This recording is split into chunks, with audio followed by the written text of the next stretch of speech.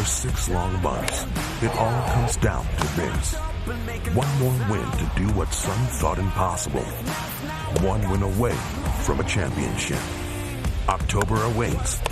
The magic number is 1. And that is all you need to know tonight in Atlanta. If the Braves win, they're champions of the National League East. And Atlanta Braves baseball, as always, is brought to you by Truist.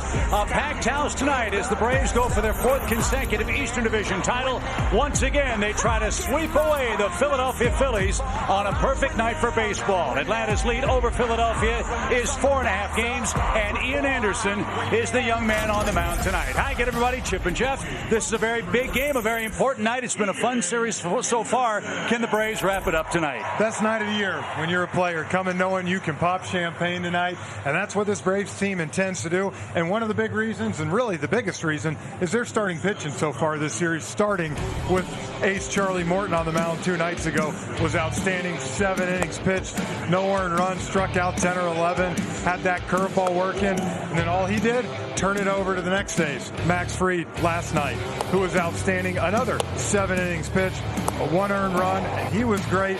Big curveball working, and now tonight they turn over to the 3rd guy, which is Ian Anderson.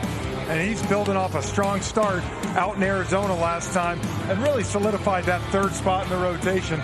And hopefully he throws 7 tonight, and the next time we see him is about 10 days here starting Game 3 in Atlanta. Against the Milwaukee Brewers of the National League Central. It's a big night. It's a beautiful night. The magic number for Atlanta is 1. Can the Braves wrap up the division title tonight? We're about to find out. It's the Braves. It's the Phillies. Packed house at Truist Park. The Braves go for it all on Bally Sports next.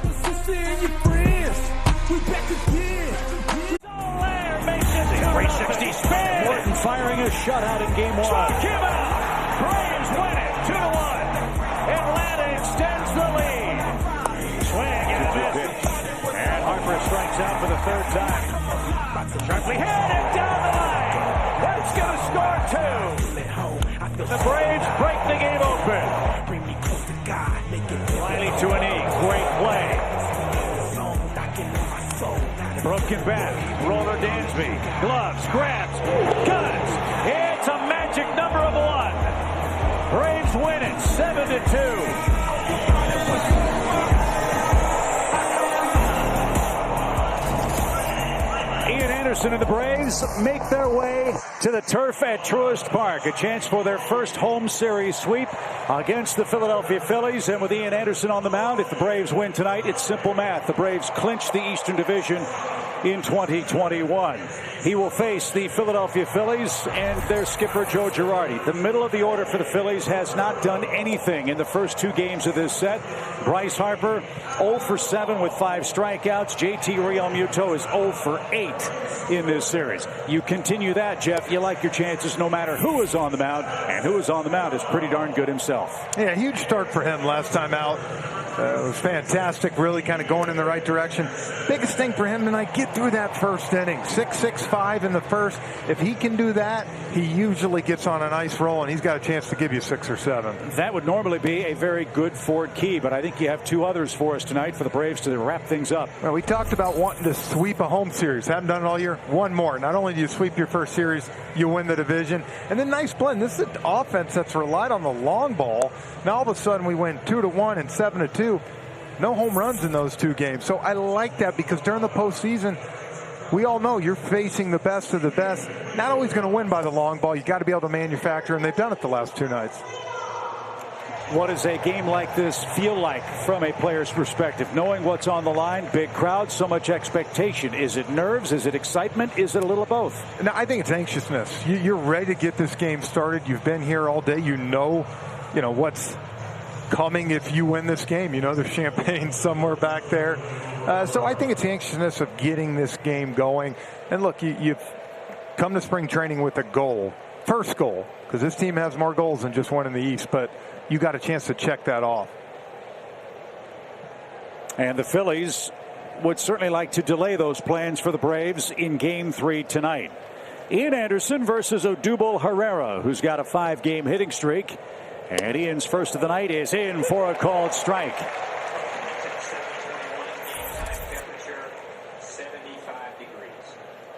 75 delightful degrees on the 30th of September. 13 homers, 50 RBIs for Herrera, who's had a good series. He has 4 hits, but not with that pitch. It's 0-2. If you remember, for Ian Anderson, fastball, curveball, changeup. That's his 3-pitch mix. And Herrera was late on that high heater at 94 miles an hour. Now the 0-2, way high. A ball and 2 strikes. Anderson 4-1 at home this year, a 3.58 ERA in 10 games at Truist Park. And in recent times, as you saw that arsenal, he's thrown that curveball a little more than the changeup. Let's see if that's the case in Game 3 tonight. Well, I think they're getting to the point now these teams have faced Ian for the 3rd, 4th, and sometimes even 5th time now. And I think he's doing a good job of, trying to make himself more of a 3-pitch pitcher, not just 2. And I think he's kind of learning when he does that, he's got more success.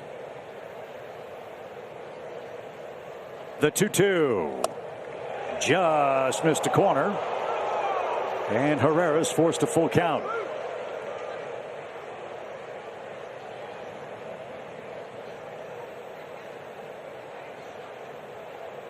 Again, the first inning has been the troublesome inning for Ian Anderson from time to time. Let's see if he can rally and get the Phillies leadoff man. He was head 0-2. And back off the netting. We'll try again. Phillies know their fate. They've got to win out and get a lot of help. They head to Miami after tonight's game to open up a series with the Marlins next. The Braves have the New York Mets for the final home weekend.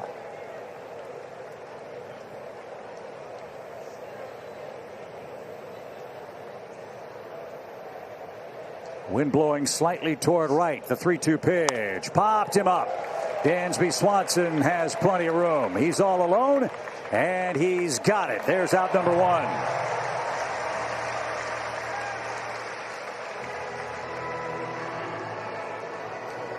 So a long at bat for Herrera. He saw 7 pitches before being retired. And now Gene Segura is the hitter. This has been a man the Braves have struggled to retire all year long. So far, so good in this series. Segura, 24 hits against the Braves in 2021. Only one of those hits have come in the first 2 games here. And look, that's one way you have to try to beat the Phillies. Keep these guys off in front of Bryce Harper, who waits on deck. They've done a good job of that.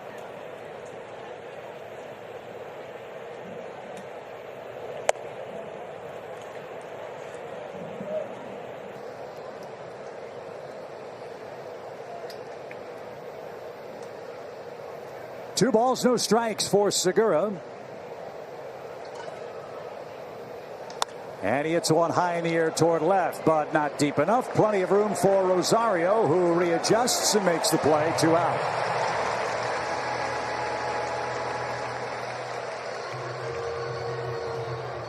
Well, you said it. That's really been the story of this first 2 games. The 1 through 5 hitters.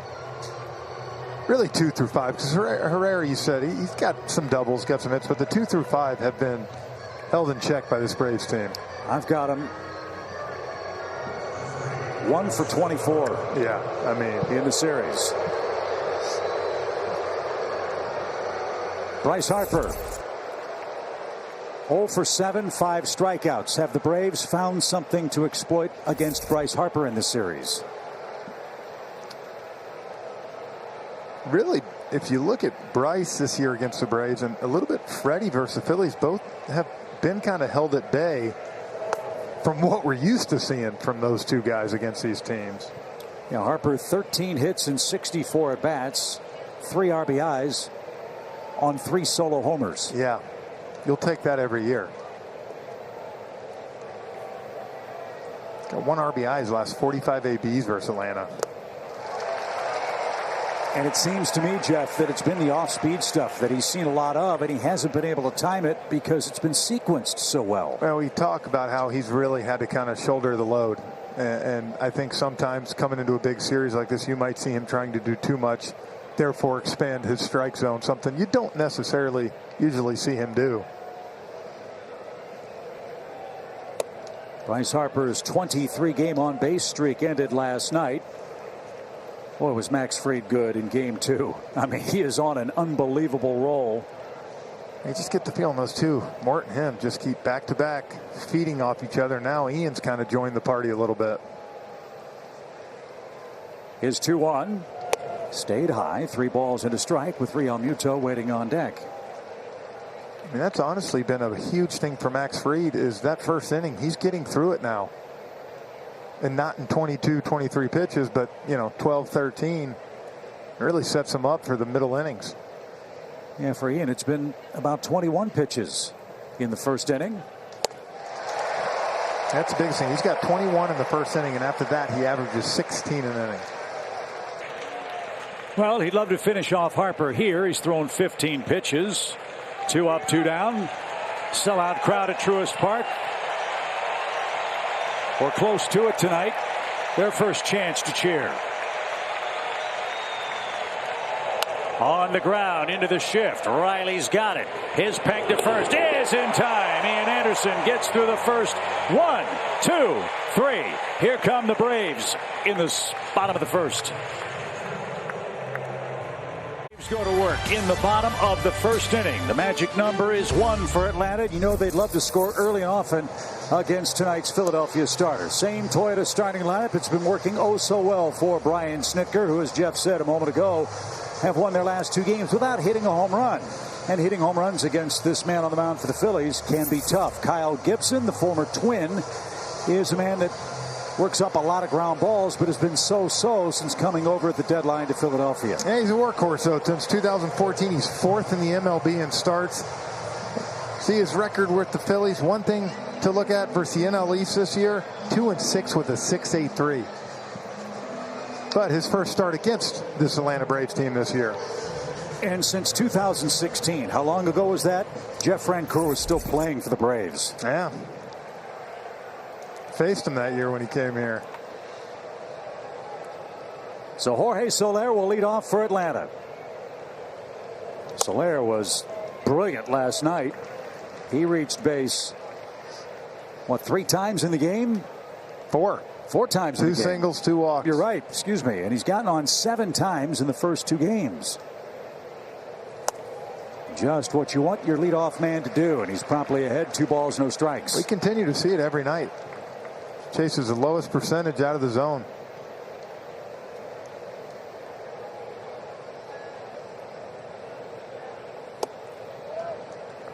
Got that called. 2-1 your count. A cutter.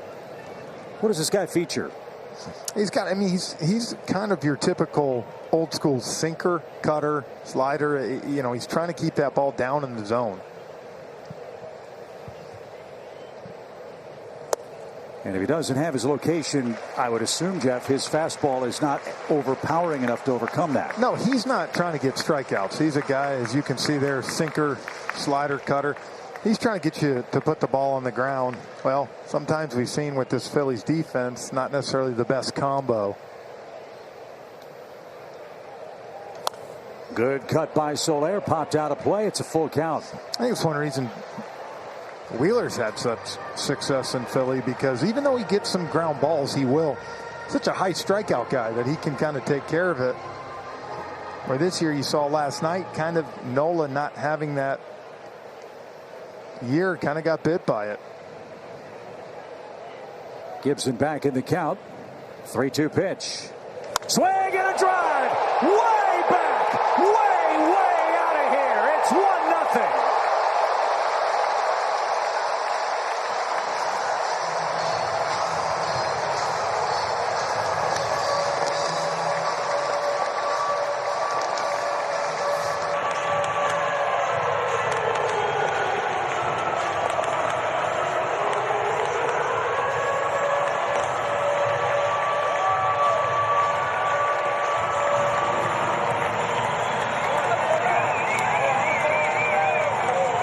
That's how you start a party. Yeah, 465 feet. That's a good way to start a party on a 3-2. That ball is absolutely hammered.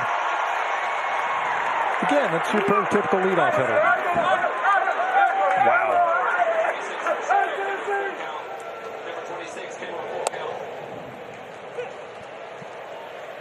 465 loud and happy feet. And the Braves strike first with Freddie Freeman up.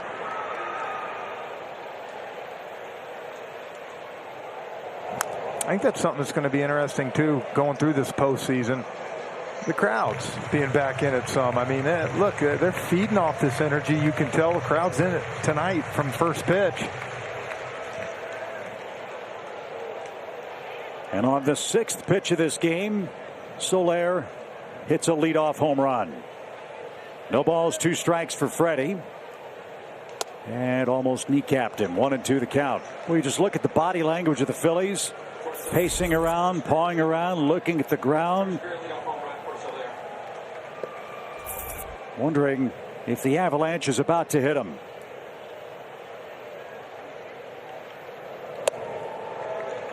Two and two. First career leadoff home run for Jorge Soler. Well, last night it was more like the leadoff hitter. 2 walks, 2 singles. Tonight he had some damage early. The 2-2 pitch. It's a full count. Well, he took a page out of Ronald Acuna Jr.'s playbook. Did Jorge Soler, and now Freeman, who's walked 84 times, 3rd best in the league, has worked a full count with Ozzie Albies waiting next. Braves 1, Phillies nothing.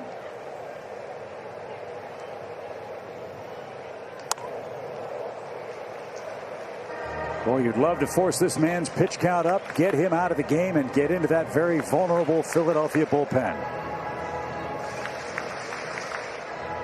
He's thrown 12 pitches, is down a run, and hasn't recorded an out yet. Yeah, and that's last night. Joe Girardi went to every main reliever the Phillies had. You'll see the same thing tonight.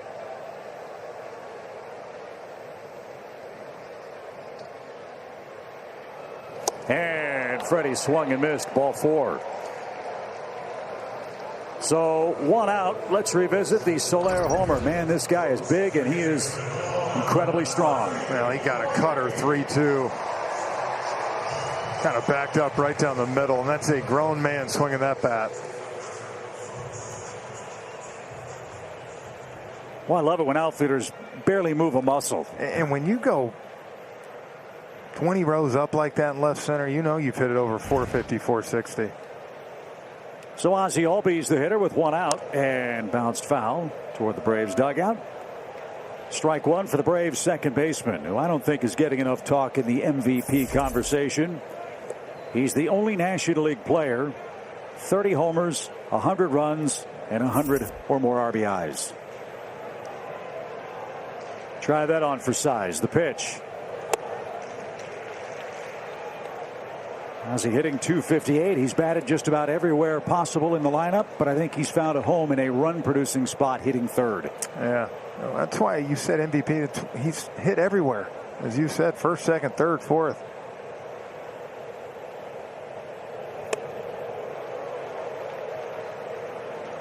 Yeah, right now Gibson does not have very good command. 8 balls, 8 strikes among his 16 pitches. You got a break when Freddie swung at ball 4. Well, no different than Wheeler 2 nights ago, who I thought Wheeler pitched really well, but Nola last night, you know, feeling the pressure. I mean, a pat in the throat, almost a perfect game. Well, I think we said last night the Phillies pitched well in starting assignments, or good if you will, but it wasn't good enough. Exactly. Morton and Fried have been that much better tonight. And Ian Henderson has a 1-0 lead. 3 balls and a strike. That's popped up left side. And that'll be the second out of the inning. Ronald Torreyes, the Phillies third baseman, handles Albies. And Austin Riley is coming up.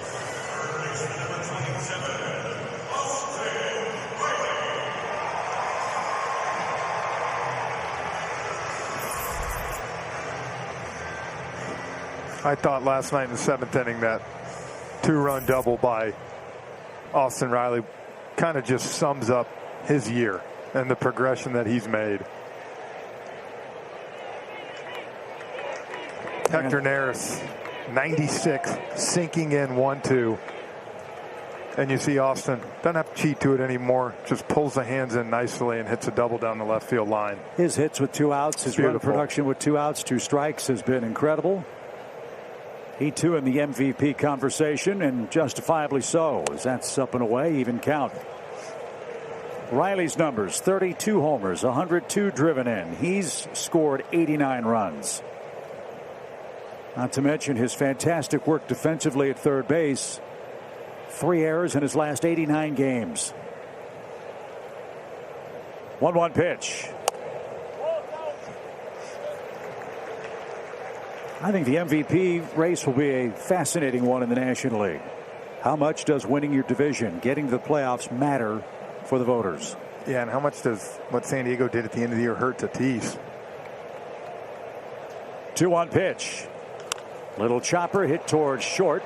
Gregorius makes the play, and that's in time. Jorge Soler got the party started right. A 465-foot home run to deep left center field. After 1, the Braves lead the Phillies 1-0. 1-run lead after 1 inning. Everything's lining up just how we hope tonight at Truist Park. Play Home Run Blast presented by Coors Light. Pick 3 players you think will homer. If they go deep, you win cash. Go to the Bally Sports app or homerunblast.com to play. All right, partner, Ian Anderson's through the first. Now he faces JT Realmuto, Brad Miller, and Andrew McCutchen in the Phillies' second.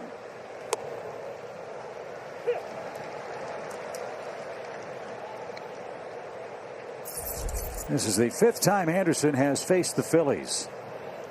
No record of .309 ERA. I love how he's using that fastball changeup to start. I talked about early in the year. I remember talking to JT Realmuto when they came in first homestand this year, and he's talking about Ian Anderson and said he's one of the most uncomfortable ABs because of that fastball changeup and the big curve. He said it's just hard to really, you don't necessarily want to say cheat, but it's hard to hit stuff for power sometimes because you have to respect 95, but you also got to respect that 81-mile-per-hour changeup that he can dial up. No balls, 2 strikes for the Phillies catcher. Something else too, Jeff. I don't know if you asked JT about this, but Ian's delivery is so different. A guy that throws straight over the top. You don't see that in Major League Baseball much anymore. No, not at all. Don't know, once an inside fastball. Here it comes, and rifled toward right, but Soler got a good jump, and he had to fall to his backside to make the play. That one might have gotten caught in the lights. Tell you what, Braves corner outfielders in this series have had a little trouble here at home.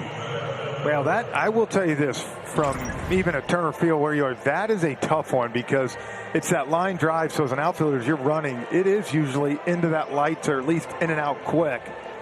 And Soler did a good job to kind of get down where the ball was and keep it in front of him.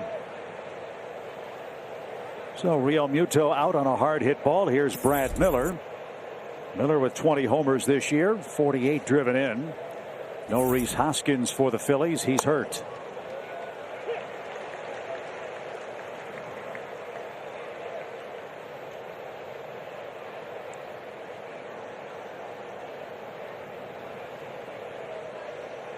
Well, that was a big loss for the Phillies.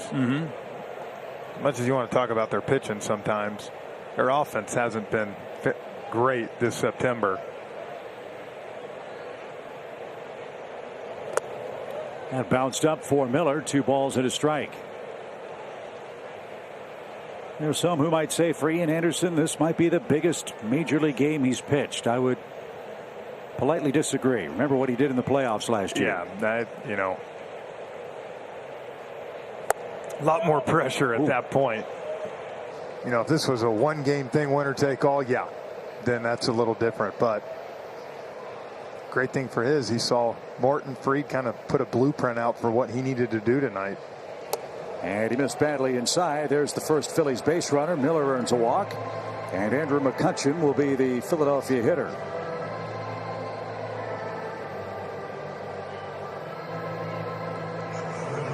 McCutchen hitless in the series.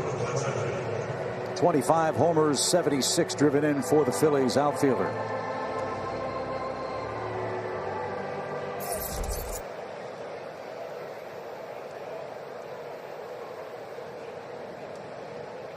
See if Anderson can get a ground ball and get out of this second inning. He leads by a run, a Soler first inning homer.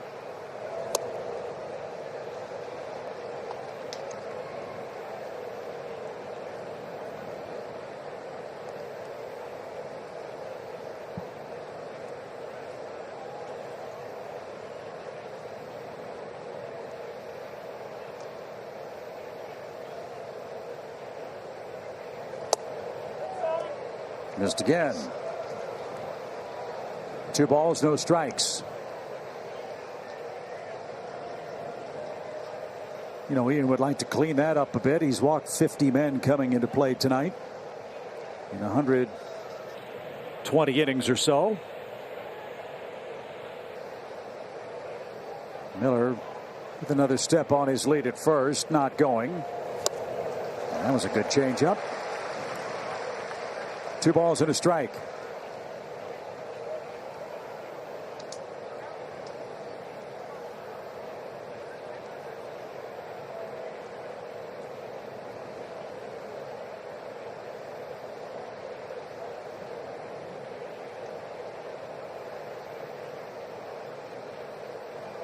Sharply hit and down the line. That's a fair ball. That'll ricochet off the side wall. Streaking toward third is Miller. And in at second is Andrew McCutchen, his first hit of the series, a ringing double. And the Phillies have second and third with 1 out, and Didi Gregorius coming up. And that ball is hammered right down inside the bag. No chance for Austin Riley. A changeup kind of hung up in the zone.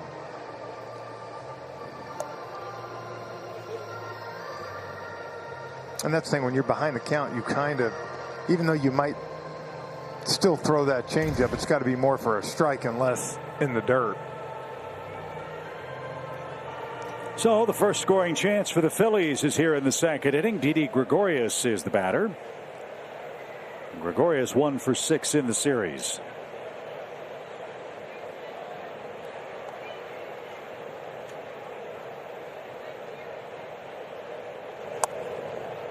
Got the corner call that time. Perfect pitch. 0-1.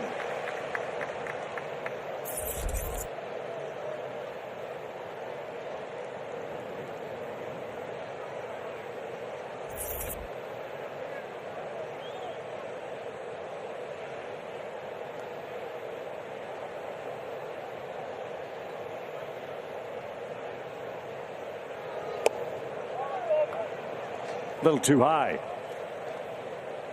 Even count. So now it's Anderson who's had a few errant misses in this second inning. His pitch count 32. 16 balls, 16 strikes. Trouble began with a 1-out walk.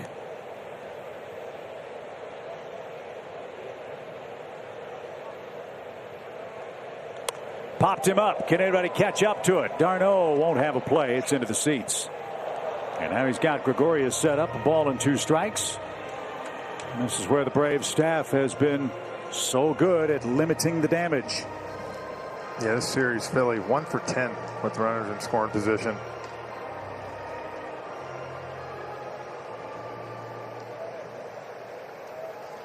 And that's where, when you're 1-2 now, Ian has a chance to make Didi expand. Whether it's that fastball up or change up. A ball and 2 strikes. Tipped, but it didn't stick. Beat him to the spot, but Gregorius got just enough to stay alive.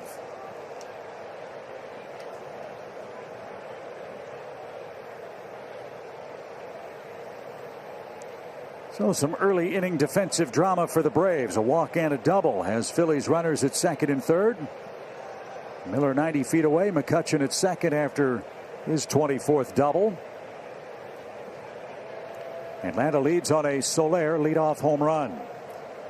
1 ball, 2 strikes.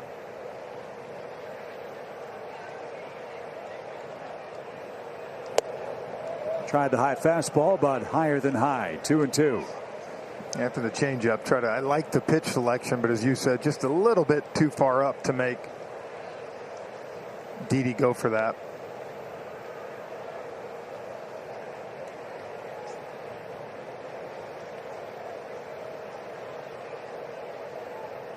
Now it's 2-2.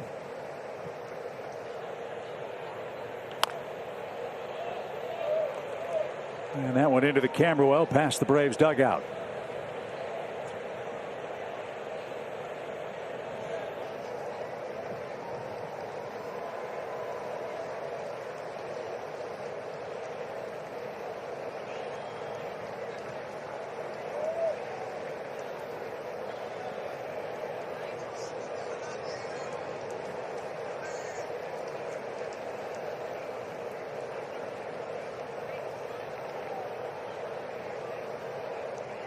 Big sequence early in this game. 2 balls, 2 strikes.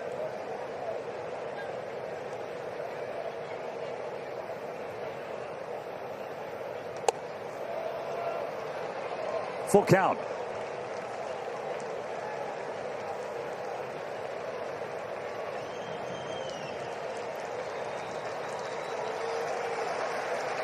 Big crowd at Truist Park chewing on their fingernails until now. Now they start to clap, trying to urge Ian Anderson on. He's about to make his 38th pitch of the game.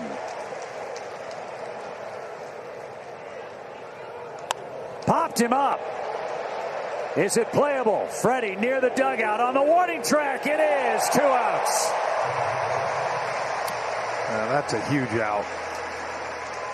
Kind of struggling a little bit, trying to put that put away pitch. He was going for the strikeout. Totally get he's got stuff. Instead, he got the pop up. And now, you have a couple options here. It's early in the game. But with that being said, the pitcher on deck, you got a 1-0 lead. I love this move. You can't pitch to Torres in a run-scoring spot because he's killed the Braves all year. Well, and the fact of the matter is, even if you try to make him chase, the chances of a pass ball, something going wrong, I like this. Get out of this inning and get your offense back up. And you've got Gibson up there, who's been an American League pitcher for years. Yep. Doesn't get a lot of at-bats. But he does have a home run and 2 RBIs and 4 hits. So he's not an automatic out. Bases are loaded. 2 outs for the Phillies in the second. On the ground, Riley's got it. Crow hops. And the throw. The walk worked. Anderson survives. Bases loaded in the second. He holds serve. Braves still lead it. Atlanta Braves baseball is brought to you by Toyota. Visit your local Toyota dealers today. Toyota. Let's go places. Georgia Natural Gas. Live the greener life with G&G. And by Truist. BB&T and SunTrust are now Truist. Ian Anderson gets out of a huge bases loaded jam top of the second inning. 1-0 Braves as we go to the bottom part. But we're talking about this Braves offense. Team known as one of the best in the league in the long balls. But here you'll see our StatCast 3D powered by Google Cloud. What they've done these last 2 games. Kind of turns, flip the script. And getting hits in big spots. 4 doubles, 11 singles. I love it. They're hitting balls all parts of the yard. You see the long double that we saw from Dansby last night to right center. So get it done, Chip, a little bit different, which I think is a great thing. As you go to the playoffs, yeah, you might have a couple games where you're hitting the long ball, but there's games you got to manufacture. They've done it the last 2 nights. Well, that was one of your 4 keys. Mix and match, if I could paraphrase. Score runs in both ways. Different way, a nice blend. Braves had 9 2-out hits last night. They've won their last 2 games without a homer. They get a leadoff homer from Soler. Yeah, and look, and it was big. It's just the idea that you can score other ways. So Gibson made the last out for the Phillies. He's just now getting to the mound for his warm-ups. And the importance of the home run for the Braves is self-evident. When they hit a homer, they're 74-48 on the year. That tells you all you need to know about a team that's 85-72. That's their DNA, and this man He's coming over from Miami has added to that. And that's a Soler home run now. Go through the lineup. 26, 31, 30, 32, 38, 13, 7, because Travis was hurt. 3 months out of the year. And then Dansby hitting 8, 27. I mean, that is a lineup that at any point can leave the park, and that puts a lot of pressure on the guy on the mound. It was Kyle Gibson facing Adam Duvall in the second inning. Braves 1-0 lead it. And in for a strike.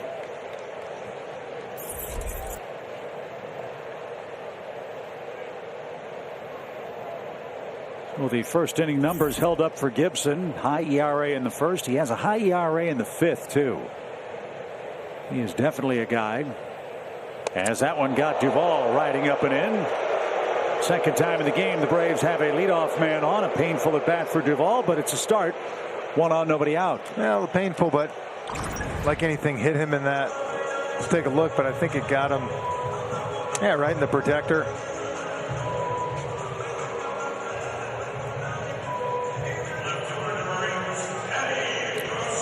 So for Kyle Gibson, he's a guy that you certainly look at first time, second time, third time through the lineup numbers. They jump dramatically from the fourth inning on. Let's see if they can jump earlier than that here in the second inning with Eddie Rosario.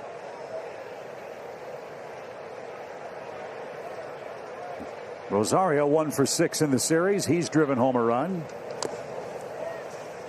And that's strike one. They had the big double last night when Ozzie was running.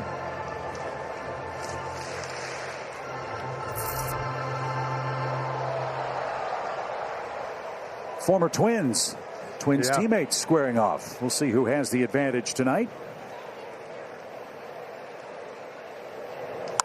Slashed out of play left side and out of play. 0-2. You're right, because the Phillies game notes had on there that the last time when Gibson threw at Turner Field 16, Rosario was on the Twins with him.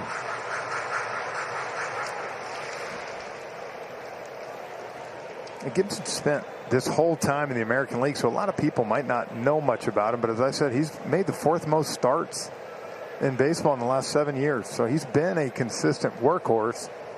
That's why Philly went and got him from Texas.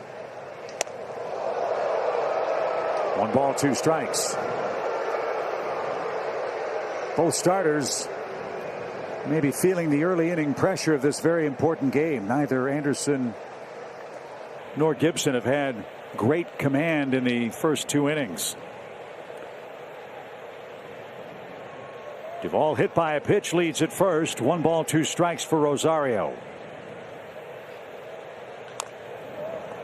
And fouled away.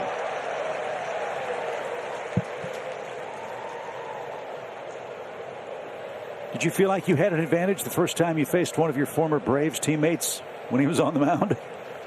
You know, it all depends who it was and how good of friends you are with. I remember the first time I faced Blaine Boyer, I had a tough time. You know me, I smile a lot, trying to keep a straight face facing him. Both men all business here as Rosario pokes that toward Harper and right. And a changeup will retire the Braves left fielder. 1 on, 1 out. And Travis is coming up. That's got to be a little unsettling, doesn't it? It is, and actually it was funny because first time I faced Blaine, he was with the Diamondbacks, and Kelly Johnson and Adam LaRoche were with him too.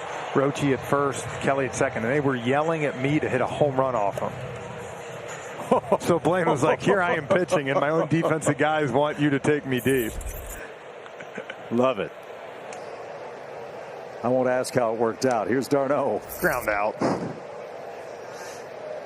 d'Arnaud 1 for 6 in the series. He's got some room on the right side to play with if they keep pitching him like that. And Travis over the last 3 weeks has been very aggressive, hitting the ball hard the other way.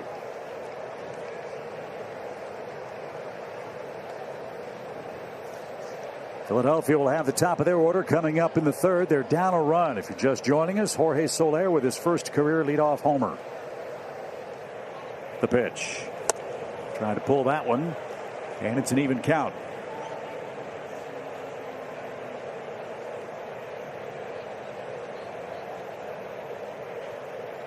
The Phillies are trying to keep their season alive behind Kyle Gibson. The Braves are trying to end their playoff hopes and win the East for the 4th straight year. That's what's on the line in Game 3.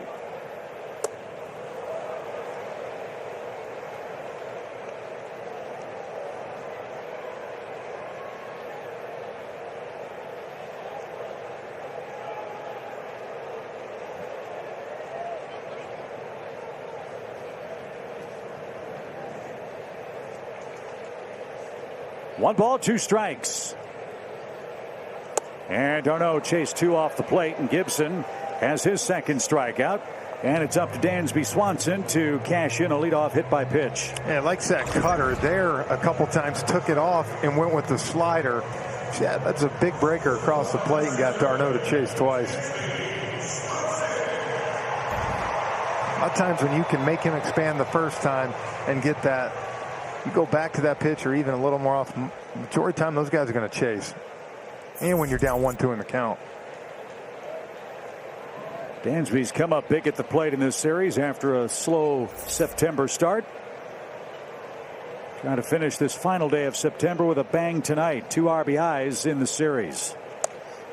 And at the very least, he'd love to get Ian Anderson up here and clear the Braves pitcher. Well, and a good night for him last night, and he needed that. He's been working hard. Kelly had a report on it the other night. On the road, doing a lot of early hitting, different things. Be a perfect time for him to turn it on.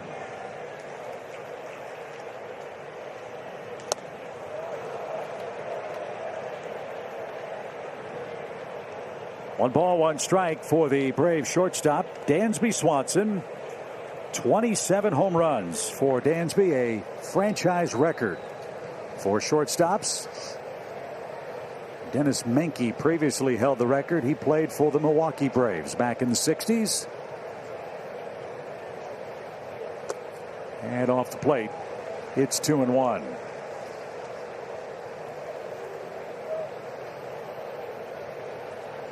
Phillies play him straight up in the outfield. Segura close to the second base bag up the middle. Dansby has some room to work with Miller holding Duvall at first base. And now the 2-1 pitch. Good at bat.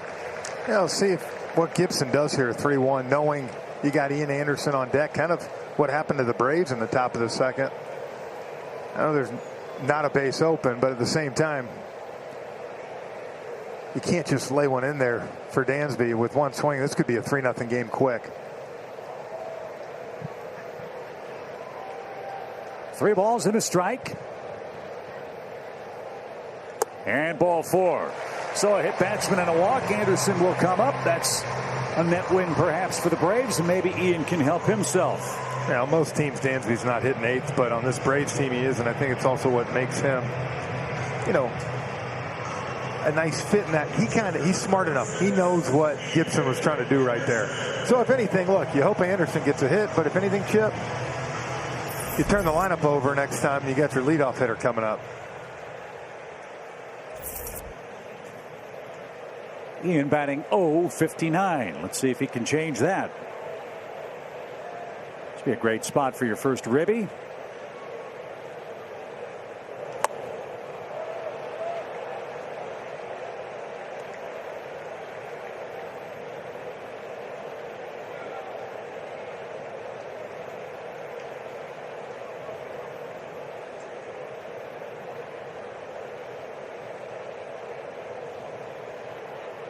Two on, 2 out. Braves by a run. Gibson ready.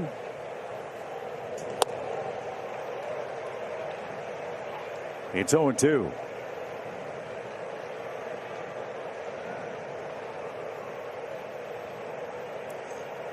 If Anderson can't find a way to reach, Jorge Soler waits on deck. Phillies left the bases loaded in the second. The Braves have 2 on with 2 out here. And that's almost not fair. Swing and a miss takes care of Anderson. 3rd strikeout.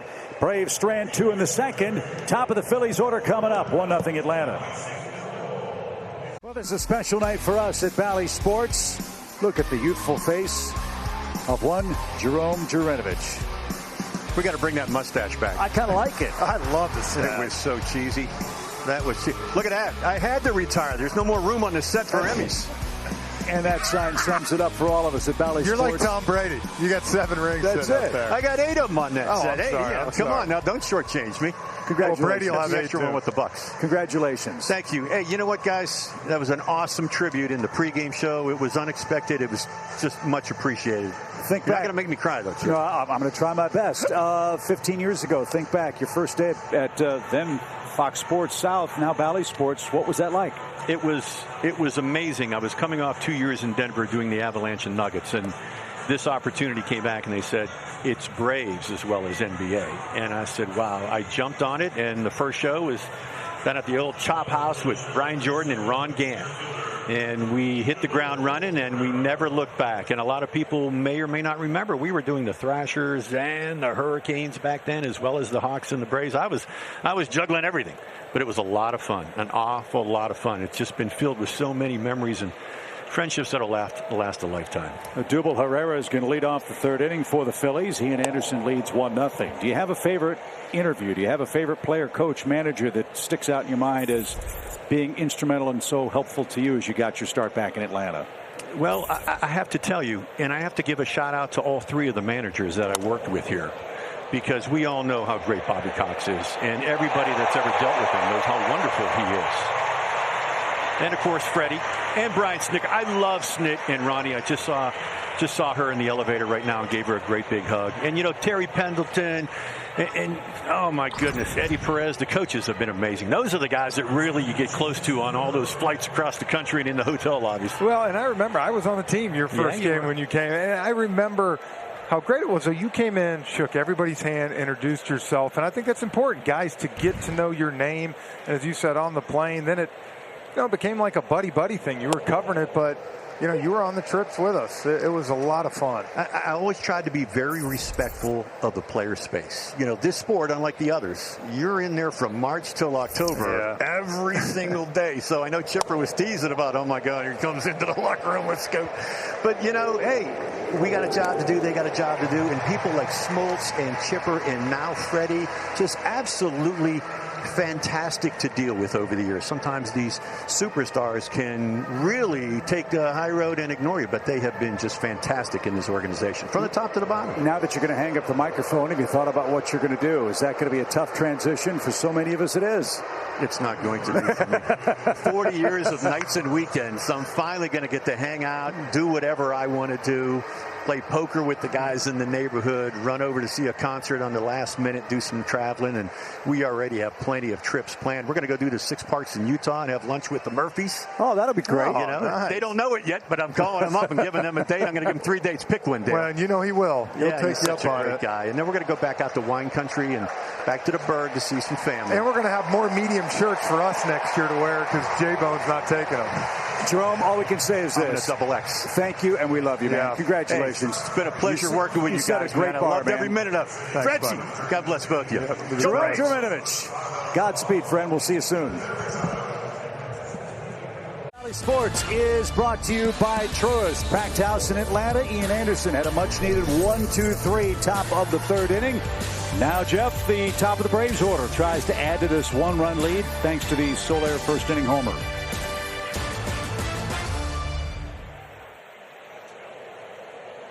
And that's who's going to work first. A 465 laser beam. Yeah, got out of here in a hurry on a 3-2 count.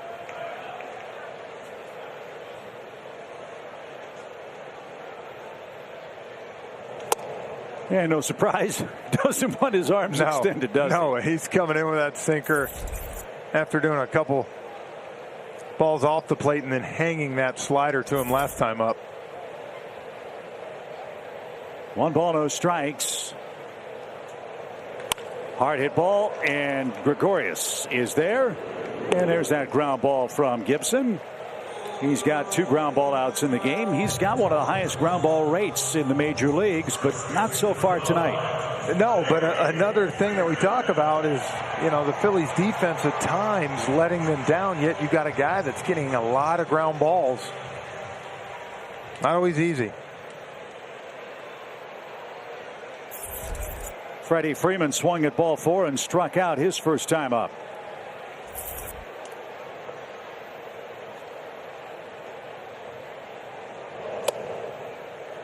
When Gibson beat the Braves back in 2016, Freddie Freeman was in the starting lineup.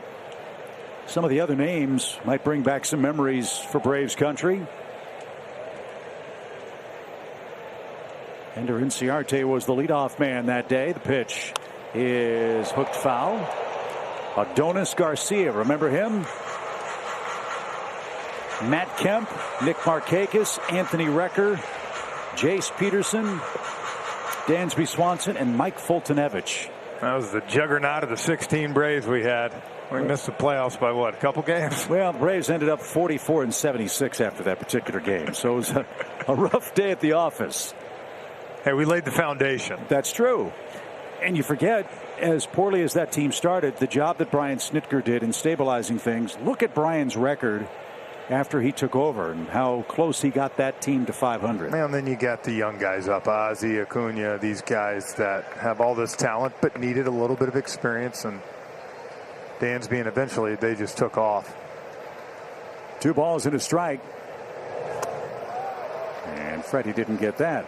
That's why I think we're all obviously hoping we clinch tonight. I am from a standpoint of I want to hear Snit. I want to hear Freddie. I want to hear these guys talk about how rewarding this year's been because, look, 18, they came out of nowhere. I mean, I don't think any of us had them pegged to win the division. I think they were picked 4th that year by the so-called experts. The last 2 years, a lot of expectations, but none like they had this year. There's quite a few people picking them to win the World Series.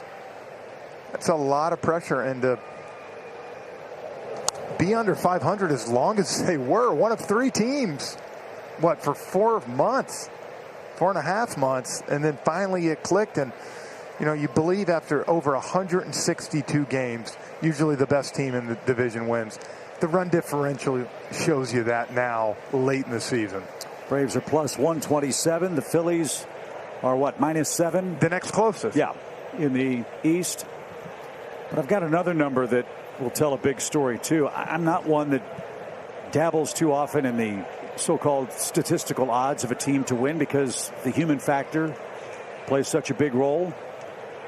First, the 2-2 pitch with 1 out for Freddie.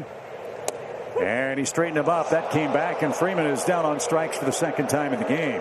Yeah, God, that's the first one we've really seen from Gibson, Chip, that had that run back, or at least you can see kind of stayed on that plane. He's come in with that pitch all night. Top of the zone. Good job by JT right in front of the umpire. On June 16th, the Braves were 7.5 games out of first place. Fangraphs had the Braves' odds of winning the division at 5.9%.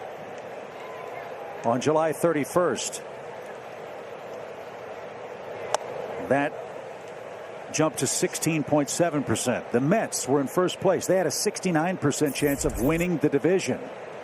And here the Braves are 1 game away from winning the division again. So truly, it's been a year where, against all odds, the Braves control their own fate. And Gibson gets another ground ball out. He retires the Braves in order in the 3rd inning. Atlanta strikes with the game's first run. It stood up so far in Atlanta. Lead. Ian Anderson back out on the bump, hoping to help the team to not only their first sweep at home this season, but also, of course, their 4th straight division title. And in speaking to Freddie Freeman before this game, he said the start to this homestand really began with the work they did on their last road trip out west. 7-3. That was really tough baseball, he said, and specifically pointed out that 2nd game against San Diego. Manny Machado hits the grand slam. We come back, punched them in the mouth, and scored 4 runs. And he goes, I think that was the game that really solidified and sealed it for us, that we've got a really good team and started feeling a lot more like the last 3 seasons, guys. That's a great point, Kelly, because it took a while, as you said, for the Braves to find who they are. They didn't go over 500 until the 5th of August. I love that saying, though, punched him in the mouth. Because that's what they did. Good stuff. No balls and a strike for Realmuto. And into the shift that one goes. Ozzie perfectly positioned. 1 out. And now Real Muto 0 for his last 15 versus Atlanta. And when you're shutting down the 3-4 hitters, that's what, you know, we had Droman here in the third, but that was a quick third for Ian. He needed one. Exactly. 3 quick flyouts and now a ground ball. He's retired 5 straight. Phillies rally began with a walk to this man, Brad Miller, who was left stranded at third base in the Phillies' second. Atlanta walked the 8th place hitter intentionally to get to the pitcher, and that worked out just fine. Ball 1 for Brad Miller. He's got 20 home runs this year. He's been an excellent pinch hitter. He once hit 30. He's got a lot of pop.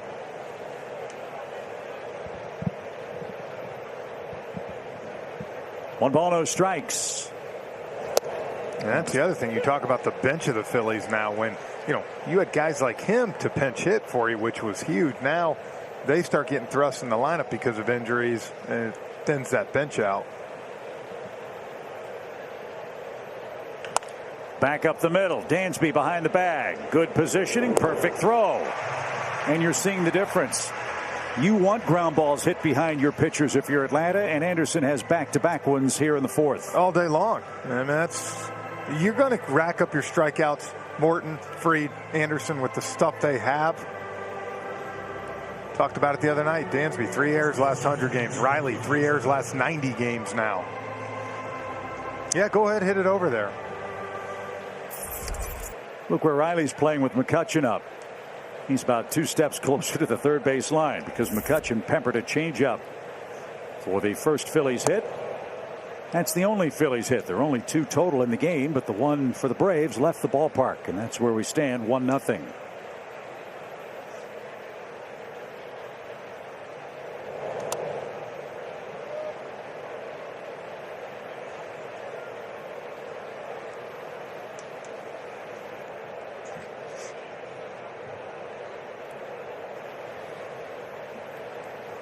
McCutchen's double snapped an 0 for 12 for the Phillies.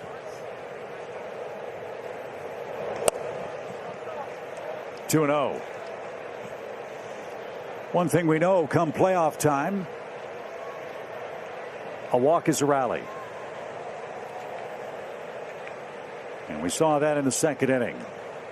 3 balls, no strikes. And now ball 4. So McCutchen, a 2-out walk on 4 straight pitches. Here comes Didi Gregorius, but first a quick message from Truist.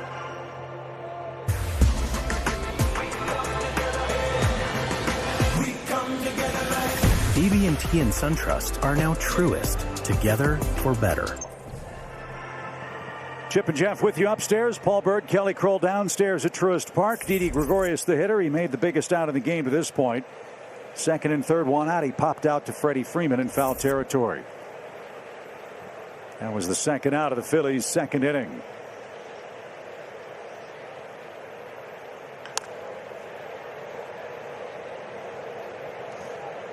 No balls and a strike.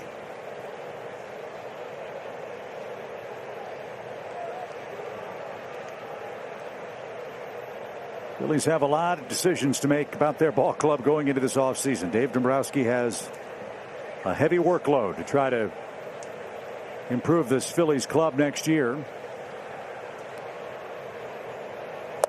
One of those questions might be shortstop, third base, left field, bullpen, rotation. Who's going to play first? Yeah, it's not a lot. Will there be a DH? I mean, it's going to be a busy offseason. Many of the Braves' decisions have already been made, with d'Arnaud and Charlie Morton coming back next year.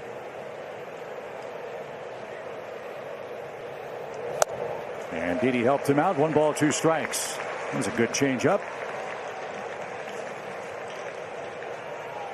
Now can Ian finish him off?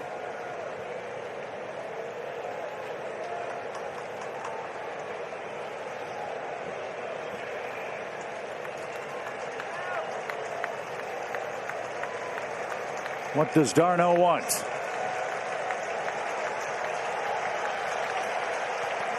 It's like a changeup. 1-2 pitch. Smoke to first, and Freddie's got it. It would have been a fair ball. Freeman, right place, right time. Gregorius and the Phillies are out of luck in the fourth inning. Atlanta leads it 1-0. Heart of the order is coming up.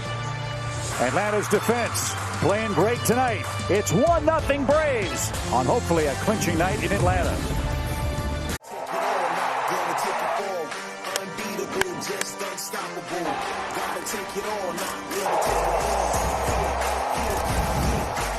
Austin Riley's having an MVP caliber year for the Braves. He is tonight's Georgia Natural Gas Greener Life Impact Player. And he's gotten hot at the most important time for the Braves. Yeah, 8 of his 21 hits have come with 2 strikes, 5 doubles and home run. That's what you like, is 2 strike the power. They're not just singles.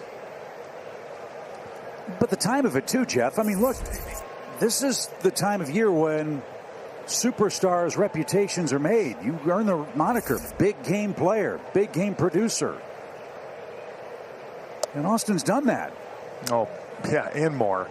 So with this great work over this last 2 weeks, the job he's done in this series, how many votes might change for his MVP candidacy? Yeah. I think it's a legit one. 1 ball, 1 strike.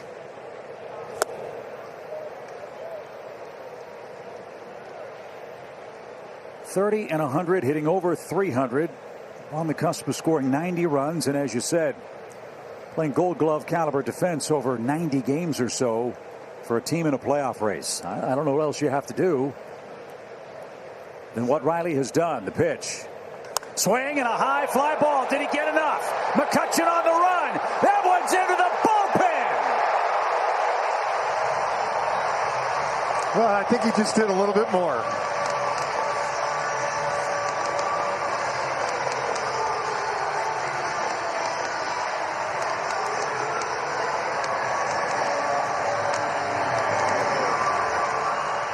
Derek Jeter is Mr. November. Reggie Jackson is Mr. October. Maybe Austin Riley is Mr. Late September. You are not lying.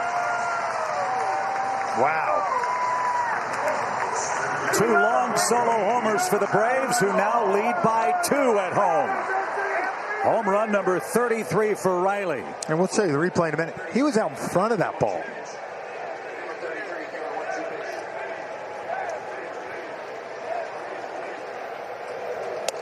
Guess what the count was? 2 strikes. 1-2.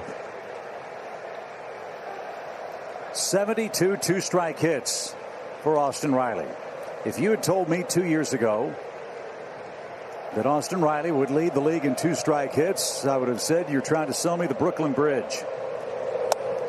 That just goes to his maturation as a hitter and the incredible work and adjustments he has made with Kevin Seitzer, Bobby Maguianis, Jose Castro, and Chipper Jones.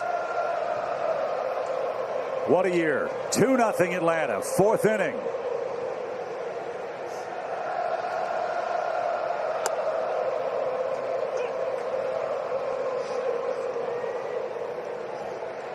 That'll be fun again, the fans. Seeing the fans back in here, hopefully for the playoffs. After the great run last year, only a few select saw them in Texas. 2 balls and a strike for Adam Duvall, who made a great catch while Jerome was with us. 2-2 the count.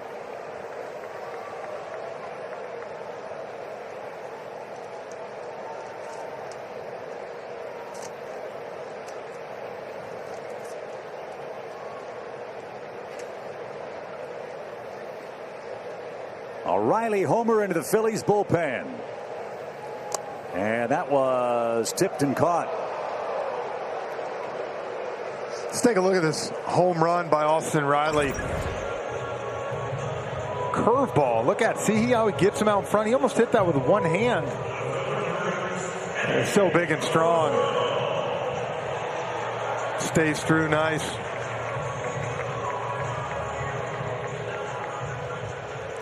You said another 2-strike hit. And another tack-on run for the Braves. So Eddie Rosario hits. Braves up 2-0. Rosario flied out to right. 2 runs on 2 big hits. Braves are hitting home runs tonight. When they hit 2 or more homers, they're 30-18 on the year. Things are trending in the right direction. 8-9-1 coming up for the Phillies in the 5th.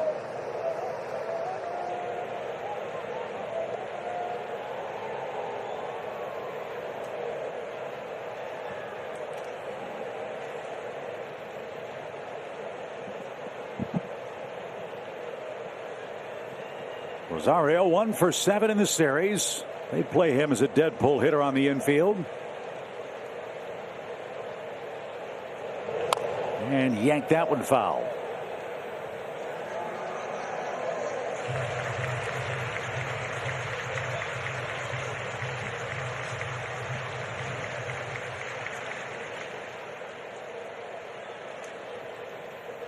Gibson struck out 5. He's walked 1. He's hit a batter, but he's given up 2 mammoth home runs. That's the story of the game to this point. The 0-2. And he chased that ball and is out on strikes. 6 strikeouts for Gibson. Rosario down on strikes for the first time, and here's d'Arnaud, who chased 2 pitches off the plate last time. Gibson's making some pretty good pitches. Another good one here. He's throwing a couple good ones to Freddie. Problem for him is a couple times that he's hung a pitch between Soler and Riley. They haven't missed it.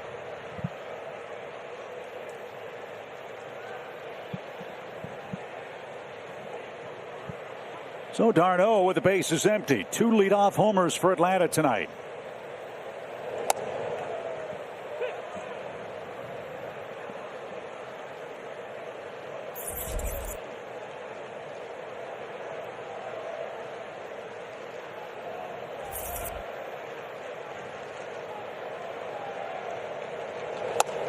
That's off the plate. Another reason why the Phillies got Gibson. He's a controllable starter for them. He's under contract for next year.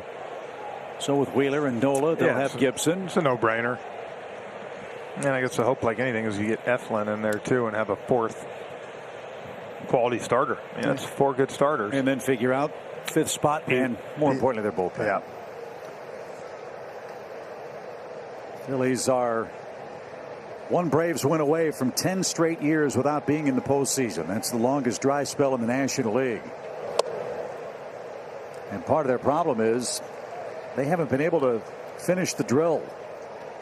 The Phillies have been .500 or worse in each September starting in 2018, including this year. They're 13-13 this month. That mirrors what has happened to Aaron Nola personally. Not saying it's Nola's fault, but the Phillies just seemingly run out of steam in September. 2 balls and a strike for d'Arnaud. Oh. Yeah, they appealed that one. That was the right call. He swung 2-2. He's having a tough time seeing that slider, and right now Gibson's continuing to go to it. That's when you know you're not seeing it great. When you know it's coming, you're still chasing it.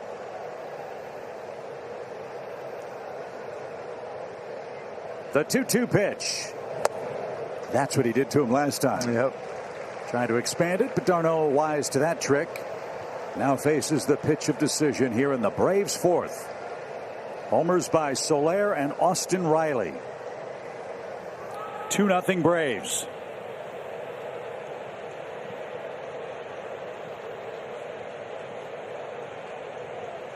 And he lost him. Good at bat for d'Arnaud. That'll pile up some pitches. The 69th from Gibson, a bad miss inside, and Dansby's coming up. He walked his last time up. Well, same scenario last time, 2 outs, runner at first. Look, he's going to try to go after Dansby here early, but don't be surprised if he falls behind. He kind of pitches him careful.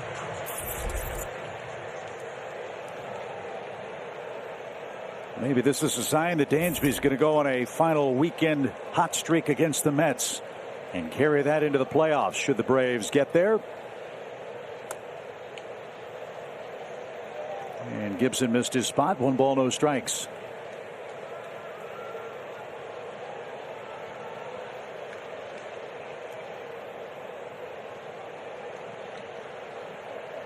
Braves have been so good with 2 strikes this whole series. Here's a 1-0 count. And now ball 2. You get 13 hits in 2 games, Jeff, and 10 of them come with 2 strikes. You are really clicking. Yeah.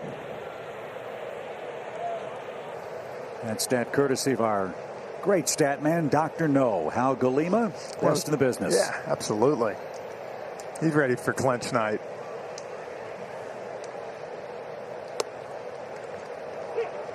I think he's got a cashmere cardigan tonight to celebrate. And a couple cold ones on ice. Well, we're not there yet, but the early returns looking good. 2-0 Atlanta.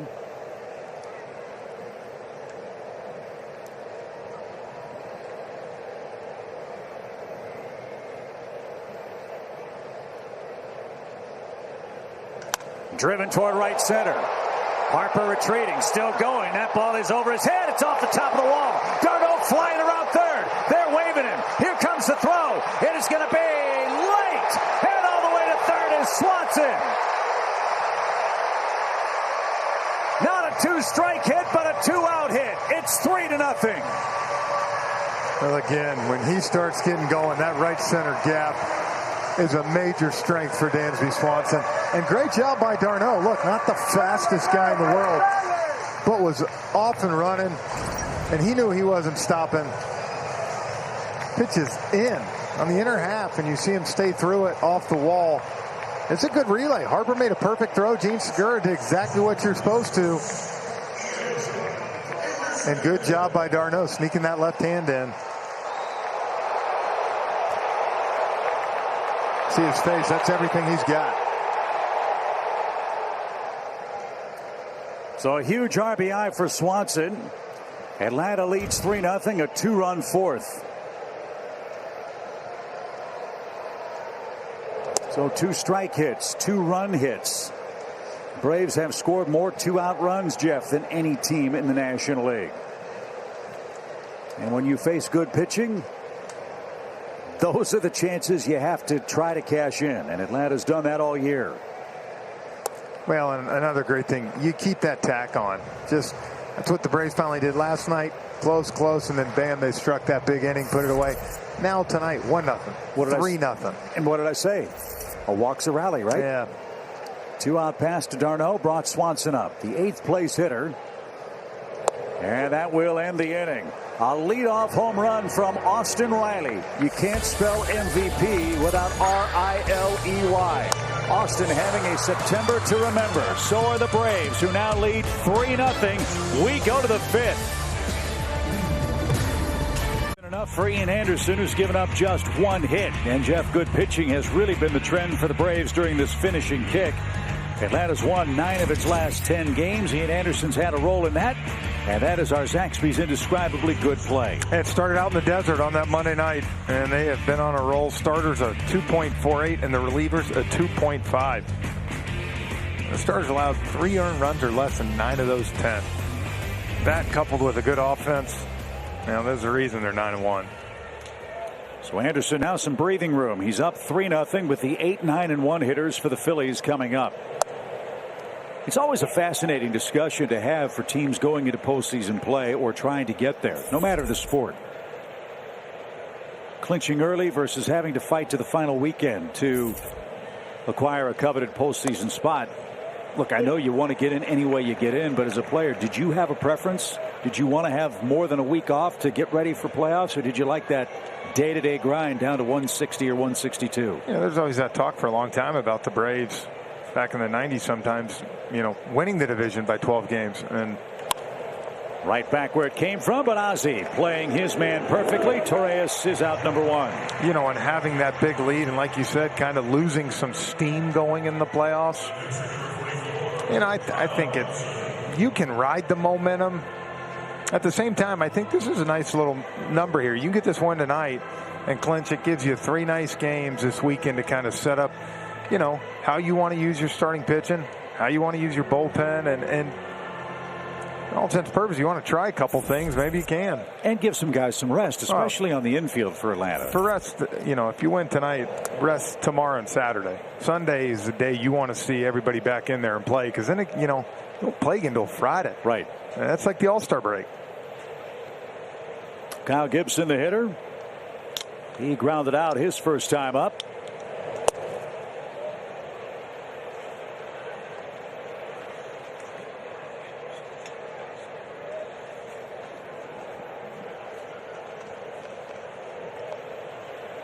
Don't want to walk the pitcher, make him put it in play. 2-0 the count.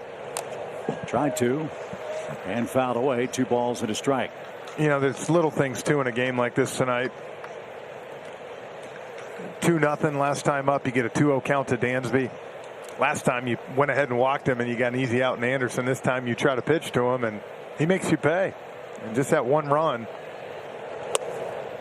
In a game like this, the way Anderson's pitching and the way the bats for the Phillies are struggling to score runs, that's huge. 2 balls, 2 strikes for Kyle Gibson. And he got him to swing and miss. So a nice turnaround for Ian Anderson, who had a ton of pitches after 2 innings. He's settled in nicely.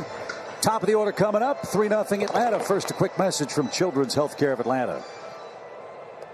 You wouldn't put your team on the same field as the pros. So why would you take them to the same doctor?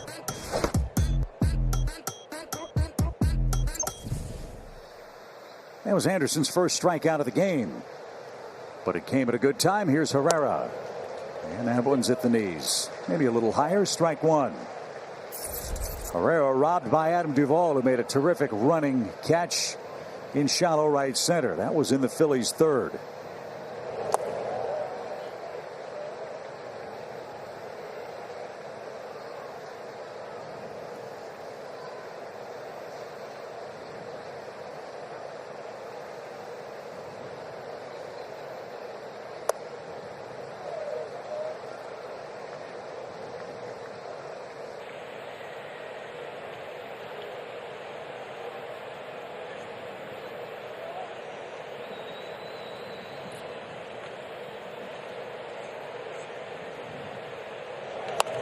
Popped up.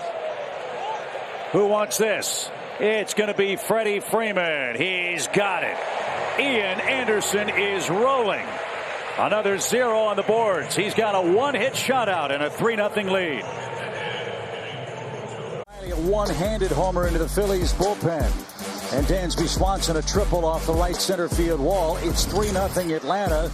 And the Braves offense since the All-Star break tonight. Sanova's greatness made here feature of the game. Well, really, the second half is when this team made their surge with that record. Hitting 280 with runners in scoring position. They have a 108 run differential in the second half. Tied with the Dodgers for the best in the NL. I don't think we've given Brian Snitker enough credit for this turnaround. And not just the turnaround. Look, Alex Anthopoulos helped this team when they needed it most. He brought in all these new players. 5 of them at the deadline. Jock Peterson, of course, Stephen Vogt, all played instrumental roles at times for the Braves. But the manager kept this team together. Remember, at one point, the Braves were 7.5 games out of first place in mid-June. And I had a conversation with Brian in the Braves dugout around that time. And asked him, how are you keeping this together? First, the 1-1 pitch. Brian credited the players for the grind, and that's a term he's used all summer. But secondly, Jeff, he said it will be extremely satisfying when the Braves find a way to win this division this year.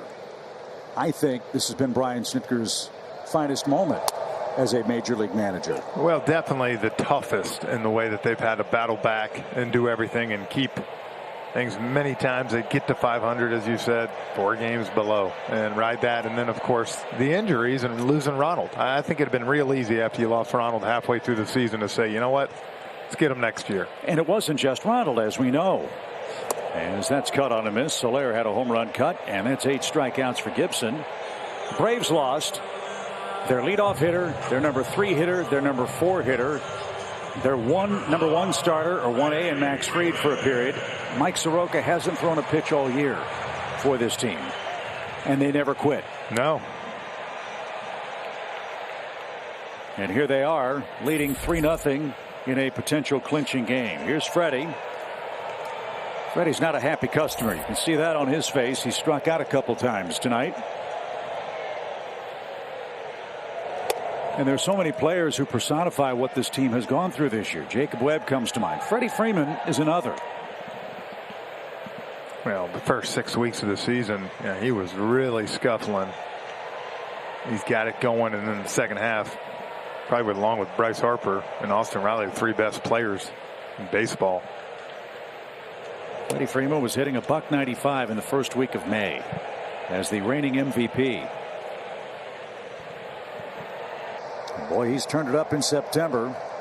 23 runs, 10 RBIs, a .330 average, and 12 extra base hits. Again, money player. So with him and Riley in the middle of this Braves lineup, boy, that's some kind of thunderous punch. And Gibson pitching him very carefully here with the bases empty and 1 out. A 2-out walk led to the Braves' third run an inning ago.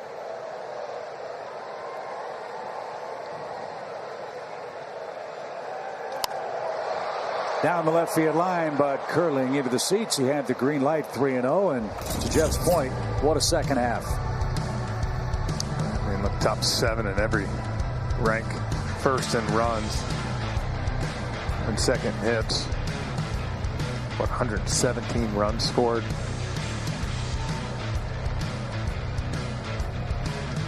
Over 400 on base. Gibson ready with his 3-1 pitch. And Freddie hits it into the shift. And it's booted. And Freeman is aboard.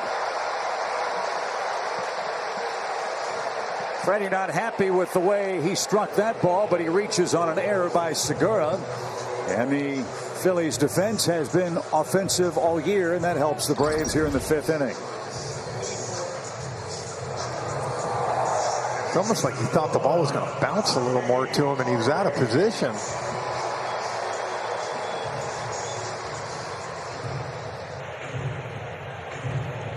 That man's expectations are so high. Yeah. But he reaches with a gift. And the Phillies will talk over this situation with Ozzie Albies coming up. And first, a quick message from Delta.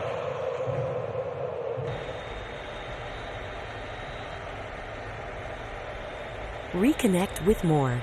Delta, the official airline of the Atlanta Braves.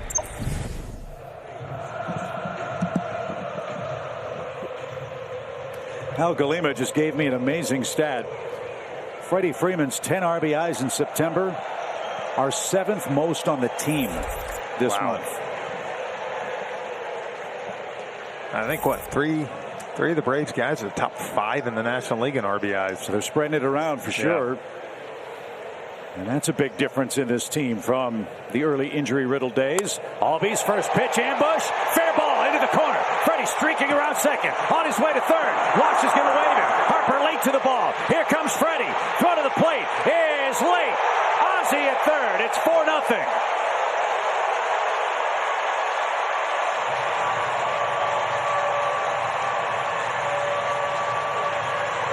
Well, this crowd's starting to feel it now. Ozzie turns on this pitch. Second time tonight we've seen a guy from first scoring a ball down the line. One in the gap. Hanging breaking ball. That's a great place to go to Ozzie if you can get it to the back foot. But if you don't, he's going to do that to you. And Freddie, great base runner. Knows the whole time.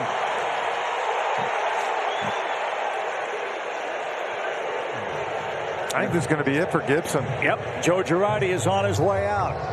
The Braves have turned the lights out on Kyle Gibson and maybe the Phillies tonight. It's 4-0 Atlanta at Truist Park.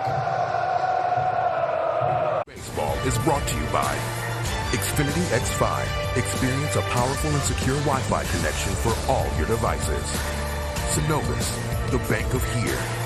And by Chevrolet. Look and listen to Truist Park.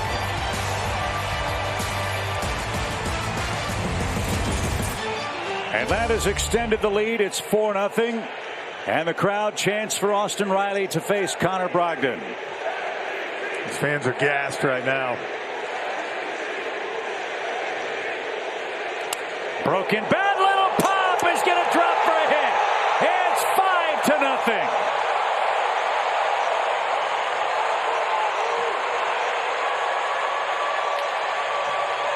Well, that's where you got to look and just think maybe this is the night tonight. Gets completely shattered with the infield end. Even Austin's got to give it a little smile. That's the old bloop and a blast tonight, isn't it? Yeah, except that's second. So Atlanta 2 in the fourth, 2 in the fifth. It's 5-0. And Adam Duvall, the batter, a hit by pitch and a strikeout for Adam tonight. Riley up to 104 RBIs. He's tied with Ozzie Albies. Adam Duvall has 112. That leads the league.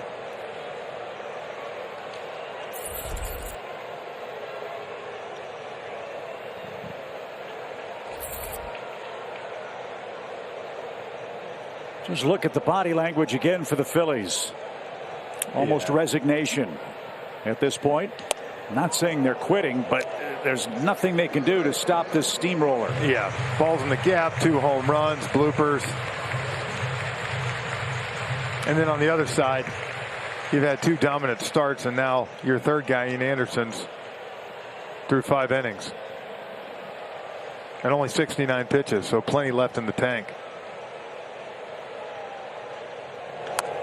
So as you said in our opening comments, this is one of the secrets of the Braves' 14 straight division title run. Follow the leader. Oh boy, it'd be nice. Your first. It's amazing to think how much firepower this team has, and this could be the first sweep at home. Well, you've won 9 of 10. Yeah. No time like the present. Adam Duvall, second on the club in RBIs this month with 23. Riley has 25, 2 of them tonight. And Brogdon's next is way high, 1 ball, 2 strikes.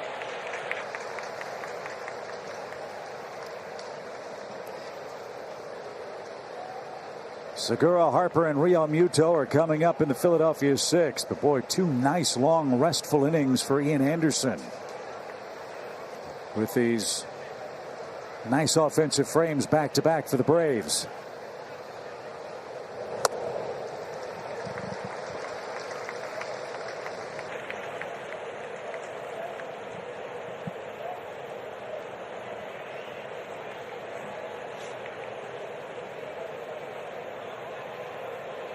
He's given up 1 hit. He leads 5-0. Duvall now a 2-2 count. That was a nasty pitch. Yeah, that was a good changeup. So Brogdon's given up a hit and a strikeout. And here's Rosario, who was 0 for 2 against Gibson, who pitched 4 1/3 innings, 5 runs, 4 earned, 4 hits, 2 homers, a hit batsman, 8 strikeouts, and 2 walks.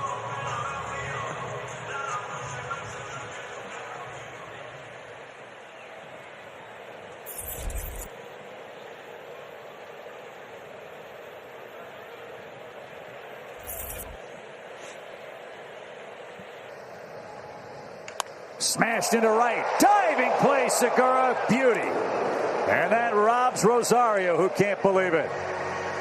Atlanta, though, cashed in an error. Ozzie Albies with a triple and an RBI. He scored the 2nd run of the inning. Ozzie Albies having himself a great run in the 3-hole. And the Braves lead 5-0 after 5. Is getting what they came for tonight. Braves lead 5-0 as we zoom in on our Xfinity Live look cam. Ian Anderson will go to work in the 6th inning with a huge lead. Braves, if they win today, clinch the East. Yes, indeed. The magic number is 1.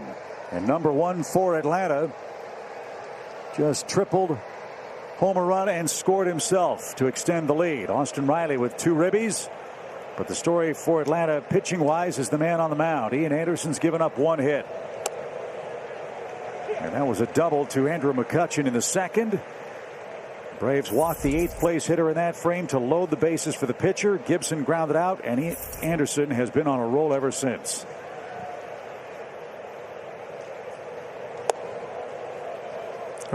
With only 71 pitches now in the 6th inning, you have a chance for a third guy to go 7 innings again. Give me 2 more good innings.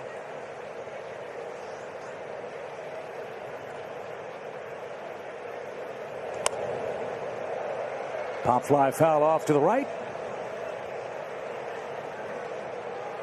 And Segura behind 1 ball, 2 strikes. Well, what an odd inning for Segura. E4 on a routine play, and then he robbed Rosario on a gorgeous dive toward the line. That gift wrapped a run for the Braves. And now the 1-2 pitch is high. 2-2.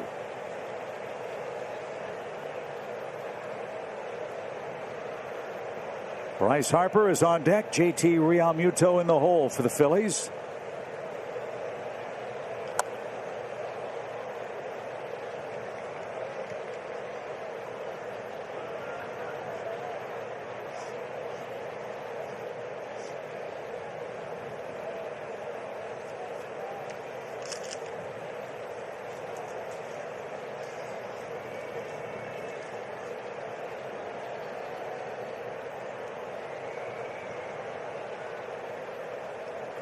Ian ready to go now. 2-2.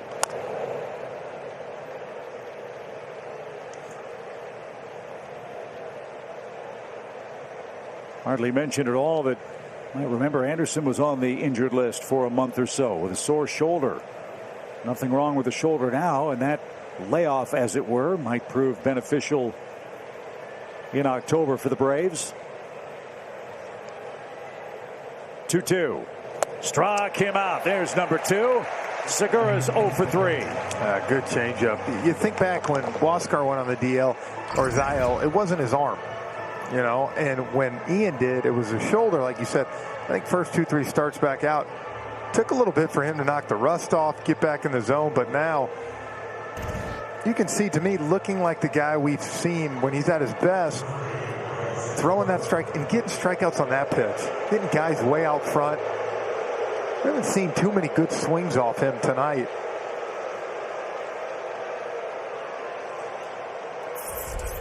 Quiet series for Bryce Harper. He's hitless in Atlanta. Last 4+ games at Truist Park. Harper is 0 for 18 and has struck out 9 times. Well, and you can really tell him trying hard right now. That's something we don't see. Philly only 27 runs against Atlanta the last 11 games. And remember, they swept the Braves to start the season.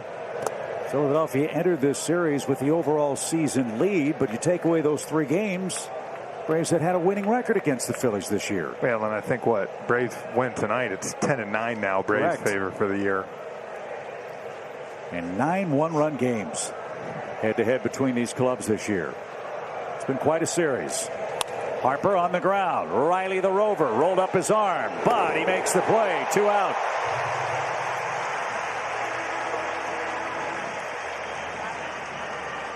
(5-0) Atlanta. Our A-listers are enjoying this game tonight as JT Realmuto will stride to the plate.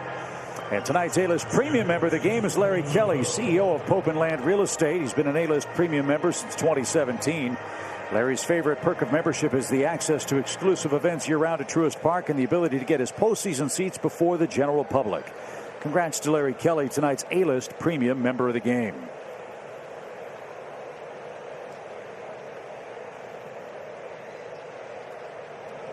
Realmuto also hitless in the series. I wonder if the Phillies have had a set where Harper's gone 0 for 10 and Realmuto's gone 0 for 10.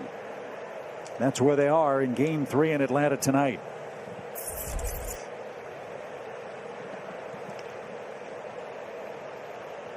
Realmuto hit a line drive in the 2nd inning. You might recall that Jorge Soler did a great job to catch. Might have gotten lost in the lights. Joe Girardi running out of time. He's in the 6th. He's down 5. 0-2.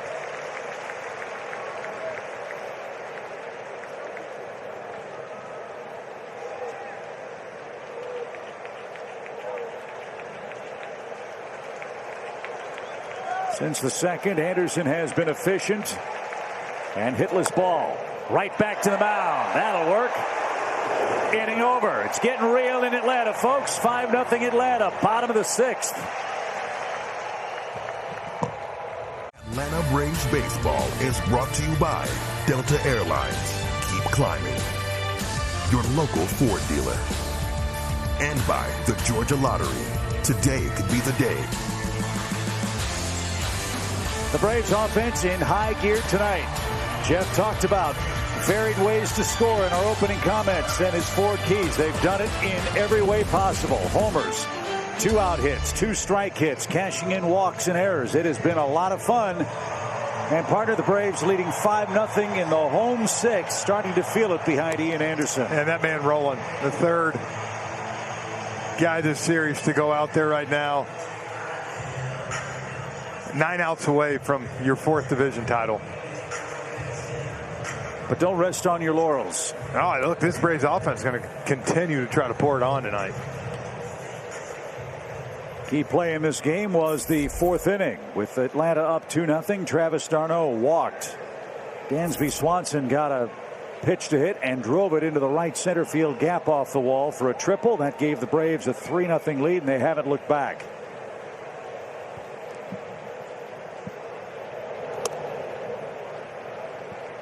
One ball, no strikes.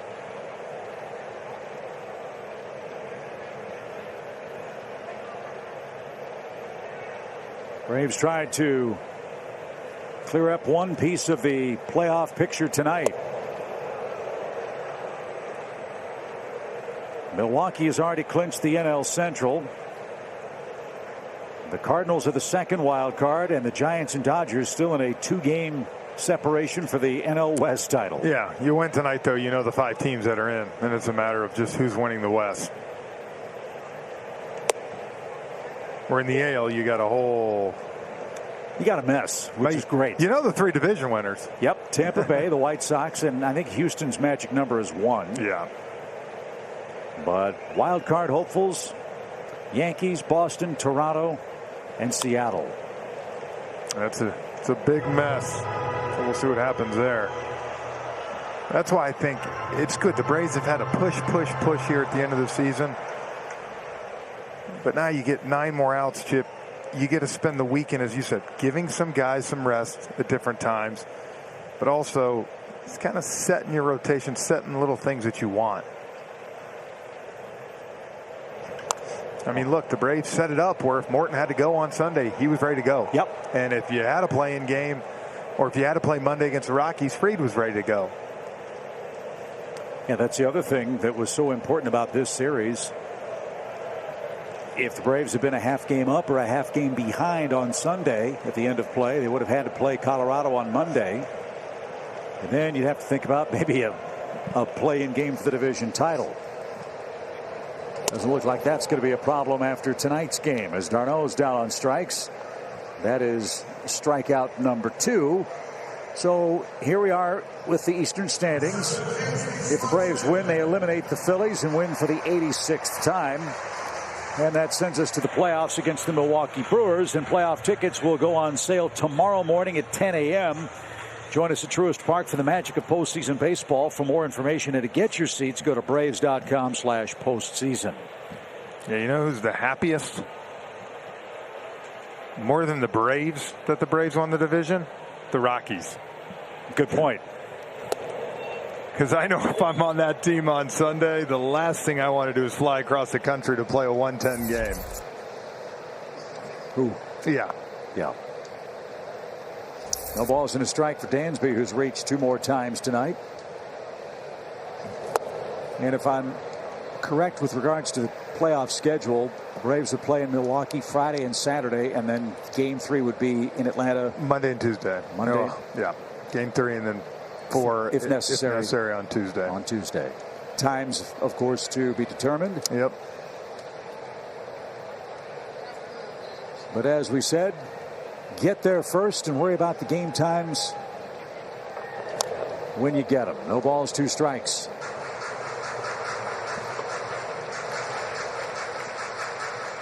Five hits in the series for Swanson. He's knocked in 13 runs against the Phillies this year with 22 hits. Well, the Braves have once again done such a good job within the division. The Braves are 12 games over 500 against the East. I don't know, there's been a lot of hue and cry about, oh, it's unfair that the Giants and Dodgers are going to win 100 games and one of them's the wild card. Look, the name of the game is the premiums placed on winning your division. Well, and it doesn't happen every year. No. As I've said, if it's going on 3-4 years in a row that happened, well, you know, that kind of does stink, and you might change it, but that rarely ever happens. Dansby shoots that to left. Another 2-strike hit. He's 2 for 2. Not only that, he's heating up. Well, in 2018, when the baseball gods touched the Braves on the shoulder and said it's your turn, that started this run of excellent work against the East. Braves winning percentage against the division is .610 since 2018. They've taken care of what they've needed to. We kept talking about the Phillies. They've had trouble with the Marlins. So Anderson, the luxury of hitting here.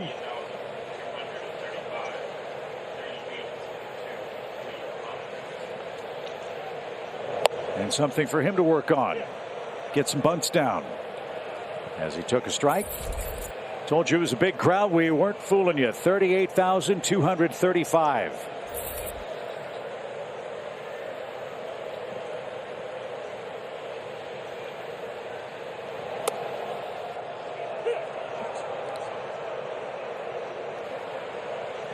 Oh, and 2.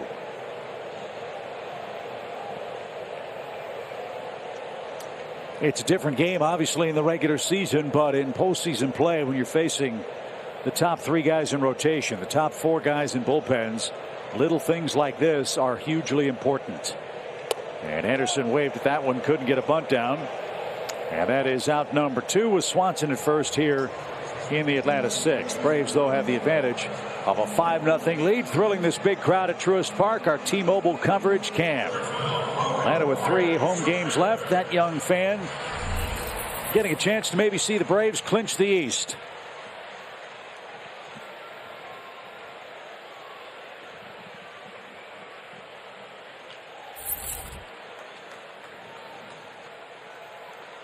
And here's Jorge Soler.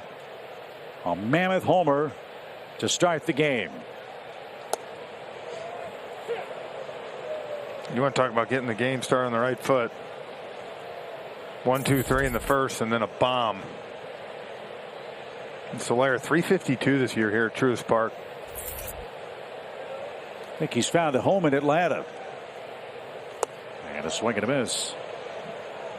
His outfield play has been very good. And I don't want to use the term better than advertised, because we didn't see him hardly at all in the American League, where he played the outfield and DH'd a lot with the Royals. But he's made all the plays he's supposed to make. And boy, has he electrified this offense, hitting first, which he has seldom done as a big league player. And again, getting back to the term that Snit has used, when the Braves look more like themselves, well, they got a lot of this from Ronald Acuna Jr. And here are the StatCast metrics presented by Google Cloud. Longest home run for him. We know Soler can hit some long ones. We said there's no replacing Ronald, but when you get 3-4 guys like the Braves did, you lengthen the lineup and get some production. 1 ball, 2 strikes.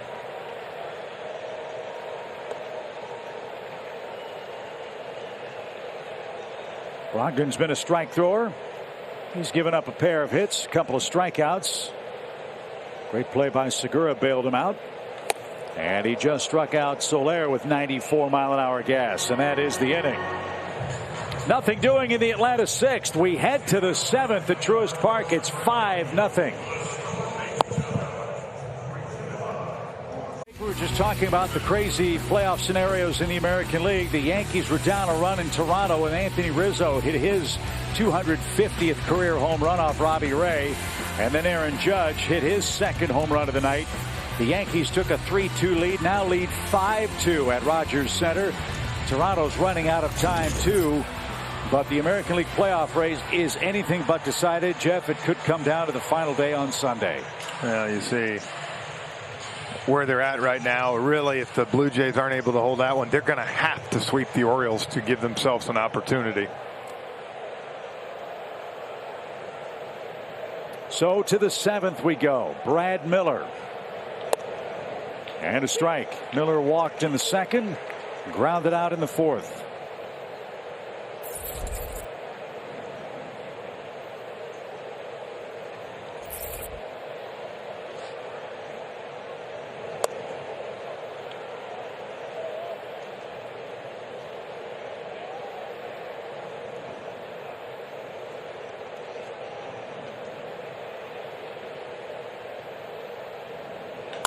Line drive into right center field. That's the 2nd Phillies hit.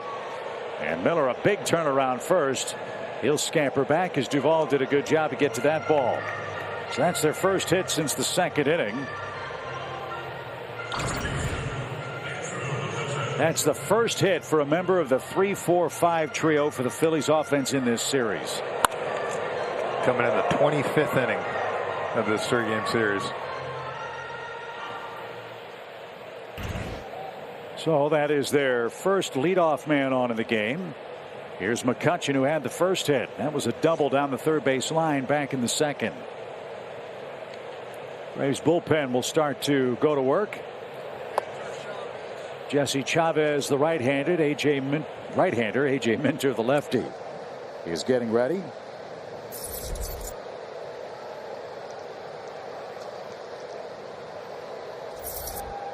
"86 pitches for Ian Anderson tonight.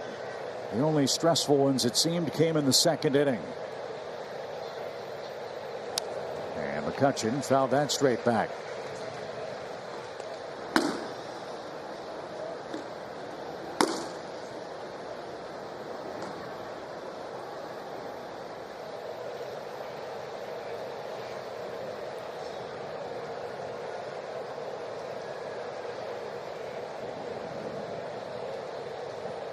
A ball and a strike.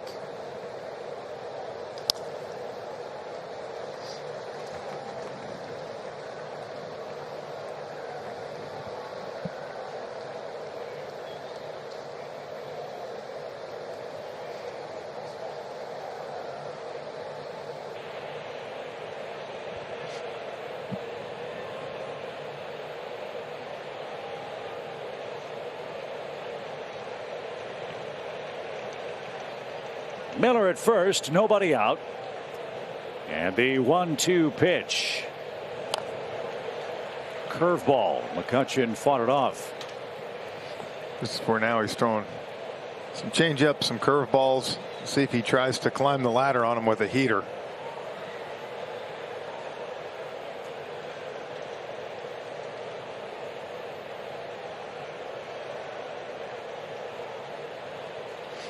Anderson went 7 last time out in the desert. 2 hits and a run through 97 pitches. He's got a little latitude in a 5-run game, but don't want to give the Phillies any hope here in the 7th inning. Braves need 9 outs. You're in the bottom part of the lineup. Yes, it's McCutchen and Gregorius, but they've done very little in the series. Miller leads the 2-2 pitch. High fly ball to left, and Andrew McCutchen has put the Phillies on the board off the facade of the 2nd deck. Change up, and McCutchen has 2 extra base hits in the game, and the Phillies are now down 5-2. Changeup just kind of floated on him, and McCutchen dropped the head on the inside part of the plate. And I still think he had him set up for that fastball. And McCutchen's had trouble hitting the heat in this series. And that's going to be the end of the line. He went down and golfed it out. And Anderson will go 6+ innings. He'll leave with a 3-run lead, and this big crowd is going to give this kid a standing O, and they should.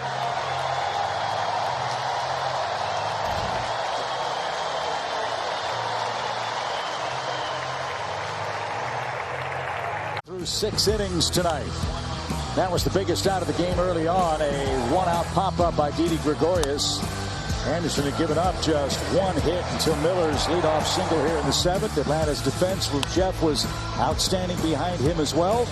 I thought that pop-up early was huge, too. It settled him down, got him out of the jam, and then he really just went to work. And, I don't mind this move right here. He probably, I think could have got through this inning. I think he was, he made one mistake. But with that being said, pitched a great game. Feel good about it. And go to a fresh bullpen, which will be A.J. Minter getting the call first. Gregorius Torres in the pitcher's spot coming up. 5-2 in the Philadelphia 7th.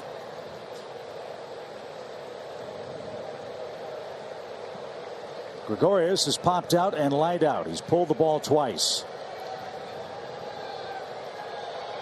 And off the plate. 1 ball, no strikes. Final line on Anderson, 6+ innings, 3 hits, 2 runs, 3 walks, 2 strikeouts. And of course the McCutchen home run on the changeup.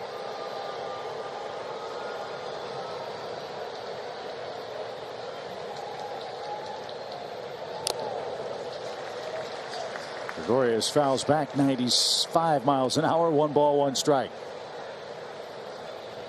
26 homers, 78 RBIs for Andrew McCutchen, who again came in ice cold. 0 for his last 12 before tonight's play.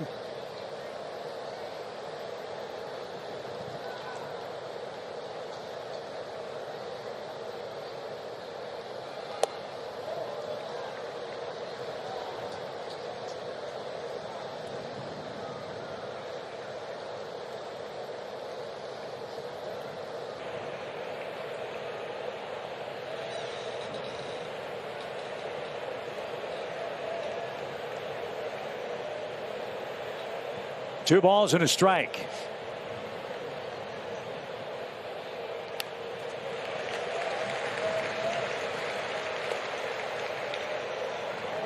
Let's see, for A.J. Minter, his last 6 appearances, he's allowed 2 hits, no runs.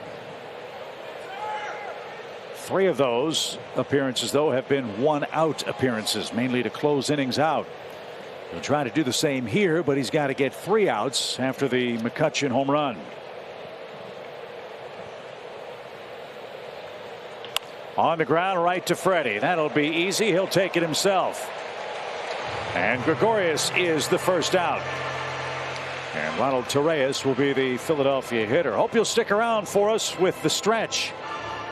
Final time, Jerome Jurinovich will anchor our stretch coverage. Last time sending out the J-Bone. Yeah, with Nick Green, Peter Moylan, Brian Jordan. We'll be talking about how great the Braves starting pitching was in this series, and it has been great. Charlie Morton, Max Fried, and tonight Ian Anderson. Torres was walked intentionally in the 2nd inning with runners 2nd and 3rd and 2 out. He grounded out in the 5th. And a late call strike. Connor Brogdon is due next, but Matt Vierling has grabbed a bat.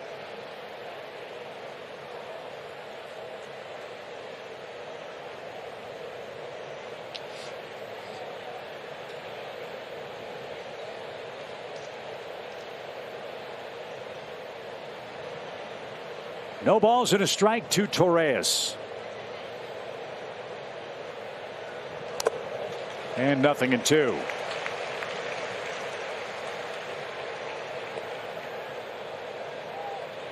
We don't see this guy all the time, but boy, when he plays against the Braves, he gives us fits. He's a ball player, man. Everybody's got that one team. Yeah. I mean, you look at him, he's in 246 on the year. Does have 7 homers. Can play all 3 infield spots if needed. Joe Girardi knew him from his days as the Yankees skipper and brought him to Philadelphia. This man's knocked in 41 runs this year. The pitch. And served foul, 0-2.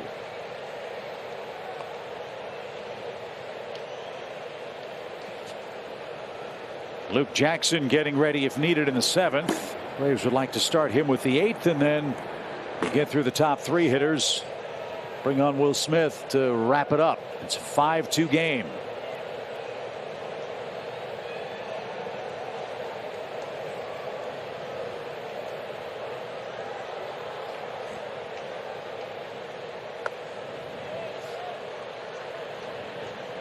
Minter's been experimenting with a changeup the last couple of years. Josh Tomlin taught him that pitch during the COVID layoff. Everything's been in. I think right here, if he can throw something away, let go of a nice two-seamer, might get a swing and miss.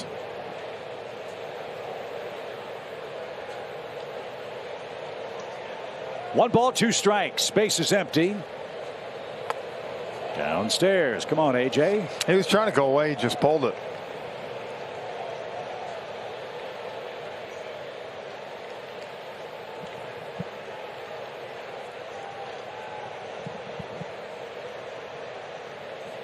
Bryce Harper keeping eyes on AJ Minter. Don't want to see him till next inning. Harper hits third. Torres hits eighth. The 2-2 pitch. Hard hit ball, but right to Riley. Perfectly positioned. Bad throw, but Freddie saved him an error.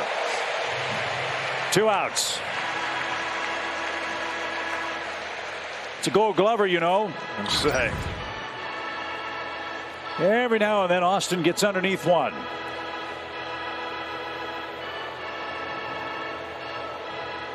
But Freddie made a nice play. And that's the second out after the McCutchen 2-run homer. And this will be Alec Bohm, it looks like.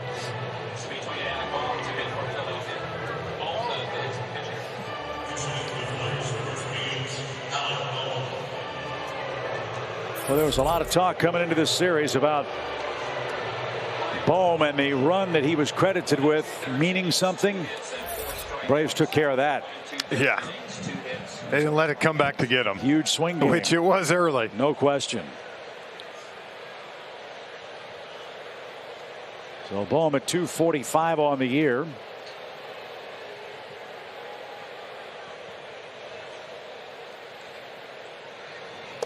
And that missed inside. Ball 1. Boy, Odubel Herrera was almost right behind the plate, getting a look at the angles from AJ Minter. Jose Alvarado's getting ready for the Phillies. Braves will have Freeman, Albies, and Riley coming up. Leading by 3 runs. The pitch. Line drive into left field. Bohm, a pinch hit single. So now it's lefty-lefty with Odubel Herrera. 3rd hit of the inning for the Phillies.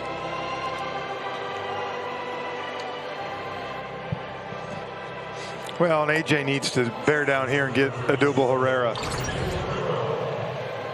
Last thing you want to do, even though Harper and Real Muto have not done much, is turn that lineup over to him to possibly see them in the 9th. You get out of this now, you get 2, 3, 4 next inning, and hopefully you get the bottom part of the lineup for the 9th. Herrera is 0 for 3 in the game.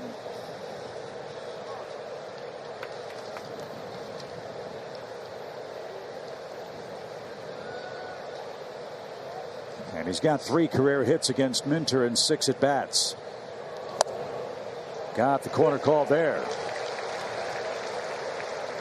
Odubel thought it was outside. Put it there again. AJ, no balls and a strike.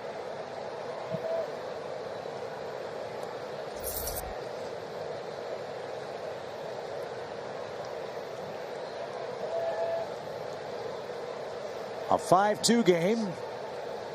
The pitch.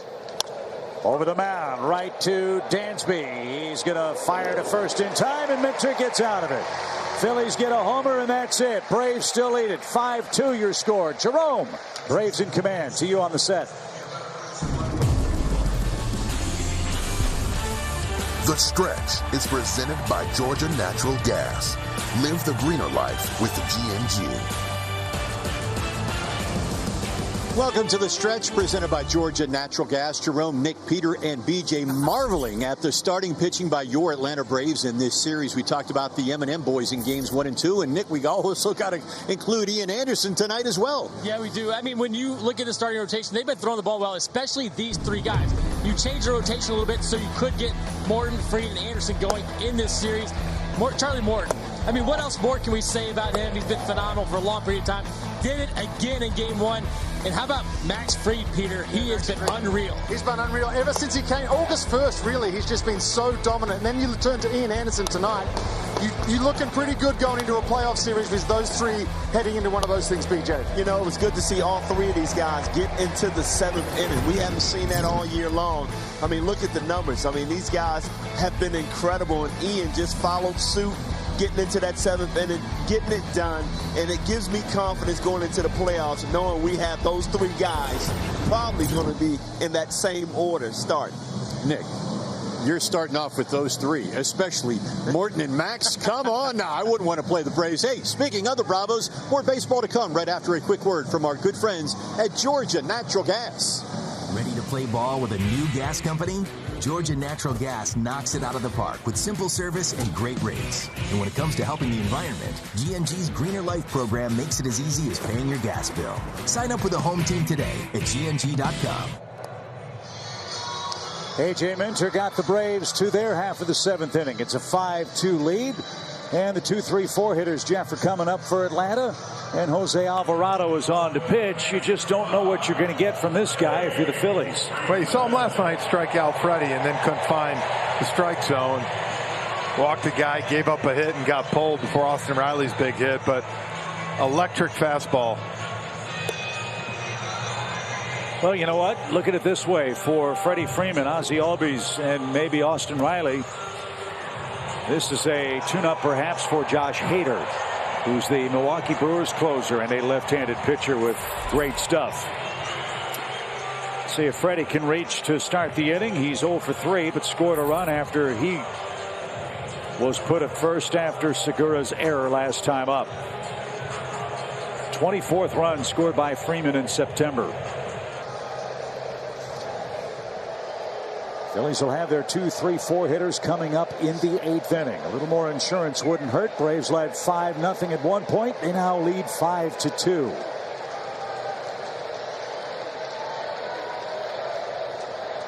And Freeman just got hit. Only question is where. Looks like the arm went dead. Maybe the elbow. On the very first pitch, Alvarado nails Freddie Freeman on the right arm. Not only nailed him, Chip, 100 miles per hour.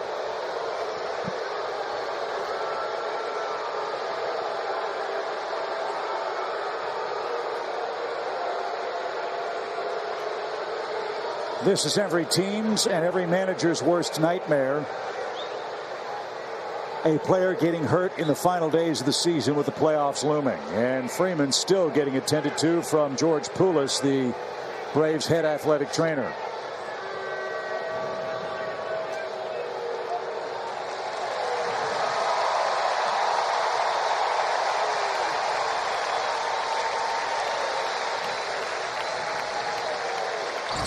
Freddie knows it's not intentional. Oh, right at the bottom. Yeah, I mean, look, they're saw Alvarado look over at him. He says he's okay, looks at Alvarado. Trust me, that's the last thing he's trying to do is hurt Freddie in this situation.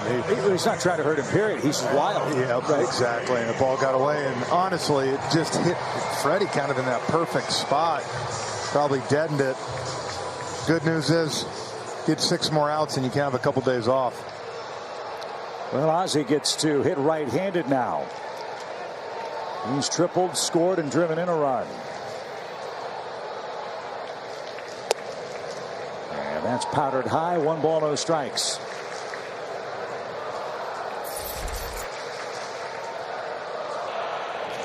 See Freeman still trying to squeeze that right hand as he bends at the waist. His right hand is not even on the right knee. The left one is.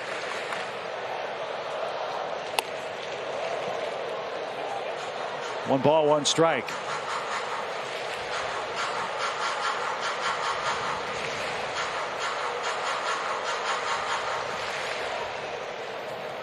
#104 RBIs for the Braves second baseman. They're going to try to get McCutcheon's 2 back here in the home 7th. And that's where teams have gone to get Ozzie. He loves that high fastball. When he gets on top of it, it goes a long way. When he doesn't, He finds himself behind in the count.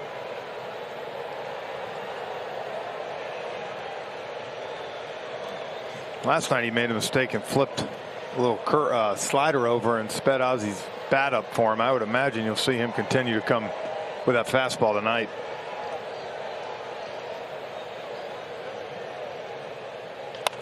Popped up. And Miller at first will back up. Segura calls him off. And he makes the play for the first out. It's unrelenting. 199-101 from Alvarado, and Ozzy is the first out. Enjoy Braves postseason baseball in style. Reserve your Truist Park suite or hospitality area. These exclusive locations inside the ballpark are available now for all postseason games for groups of 12 or more. Submit a request at braves.com/postseason. Listen to the crowd for Austin Riley. 2 hits, 2 RBIs.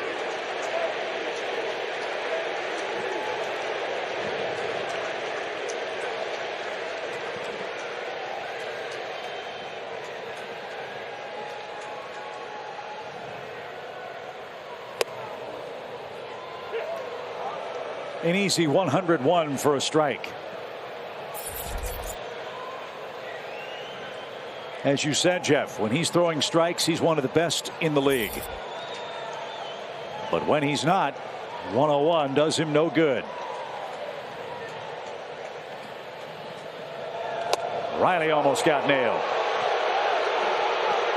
Yeah, and he's not trying to do it. Sometimes he just doesn't know where the ball's going to go. No, and in this situation, probably not the ideal guy. No, because you don't want to get anybody hurt. But it's one of Joe Girardi's go-to guys, and in a 5-2 must-win game, he's going to do everything he can.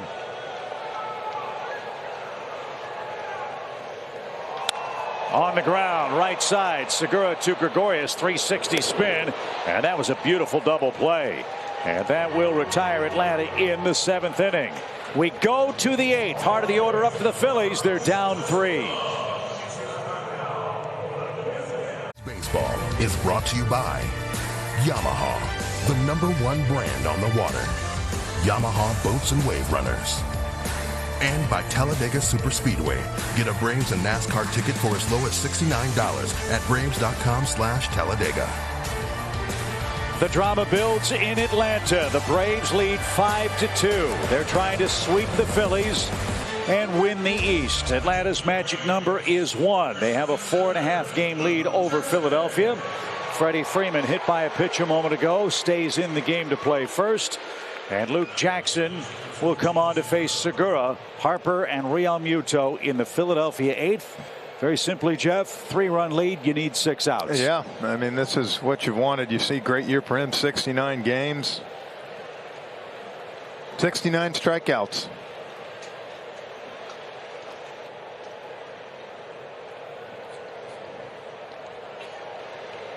Gene Segura is 0 for 3 and a strike. Segura, for his career, has hit Luke Jackson well. You've got Harper lurking. He's on deck. And he chased that slider. Well, that's been a pitch on time for Jackson these last couple of weeks. He's really been on a nice run, that slider.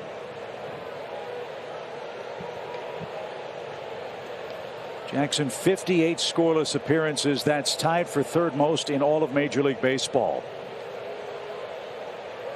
And he just took care of Segura. Expanded the strike zone on him. Good start. Bryce Harper's the hitter. And now his 70th strikeout of the year. I think a big thing too. Only 29 walks for Luke, and that's something in years past he's struggled with. To me, was giving up too many free passes. Here, good depth on it. Man, hopefully one more time for the Braves fans to show how much they love Bryce Harper. As Reggie Jackson said, and as we repeated last night, they don't boo nobodies. And Harper, whether the Phillies make the postseason or not, has almost single-handedly kept this Philadelphia team in the race. Harper versus Luke Jackson, in case you wondered, is 1 for 7 with 2 strikeouts. Harper 0 for 10 in the series. And a strike, shaves the outside corner, 1-1.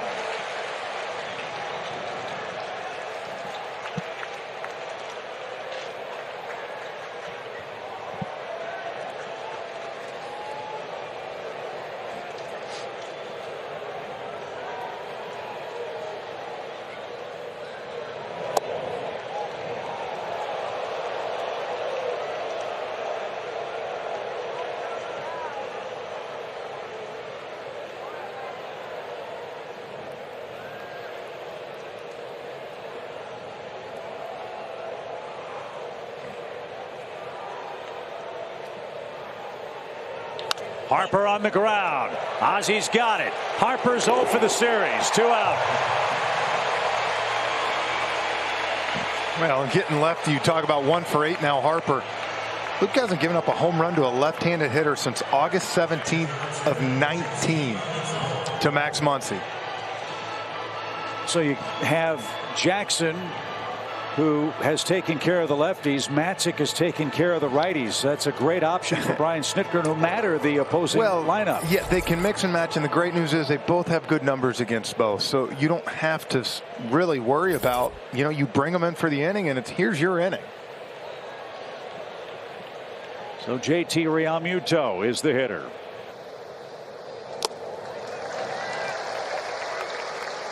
Realmuto 0 for 11 in Atlanta.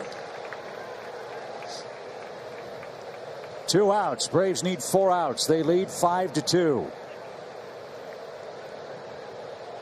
First 2 months, this Braves bullpen got called out. They really did. And, they've given up some runs. Braves would be in the game 5th, 6th. They'd be out of it. And the last 3.5, 4 months, they've stepped up and been one of the best pens in baseball. Yeah, about a 3.30 ERA since July 1st. This one hammered down the line, and Realmuto has just made it a 5-3 game. So that makes things a little more dramatic here. A 2-out homer for Realmuto. His first hit in Atlanta, his 17th home run.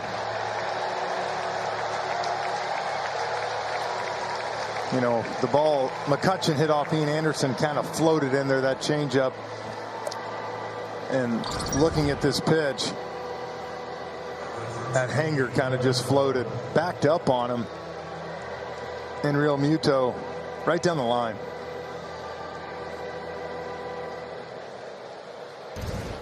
So now you deal with Miller.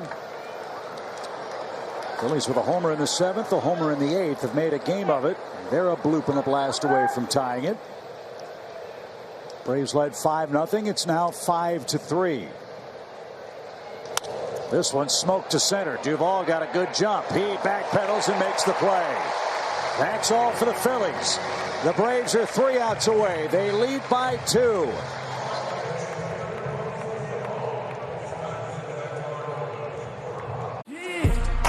I'm bouncing up before they count to 10. We back again. We back again. Tell your mother, brother, sister, and your friends. We back again. We back again. The magic number for the Braves is 1. The lead is 2. Atlanta looks for a little insurance here in the bottom of the 8th inning. Austin Riley has had a giant night with a homer and 2 RBIs, solidifying his MVP candidacy. And now the Braves take aim at Sam Coonrod. He will face Duvall, Rosario, and d'Arnaud in the Atlanta 8th. Yeah, get a little closer, 5-3. You'd love it. Maybe another insurance run just to tack it on. Got some power here with Duvall, Rosario, and d'Arnaud. 5-3 Atlanta. Braves have out hit him 6-5 tonight. And Duvall tries to make contact tonight. He's been hit by a pitch and has struck out twice. Coonrod was a member of that trio for the Phillies last night. They needed 3 pitchers to get 3 outs in the 7th inning, and the Braves scored 4 times to break open the game. They won 7-2 last night, 2-1 on Tuesday. Here it's 5-3. And as we said, in the first 18 games, 9 of them decided by 1 run. Yeah, close. Will Smith will get the ball in the 9th. He'll have the 6, 7, 8 hitters for the Phillies.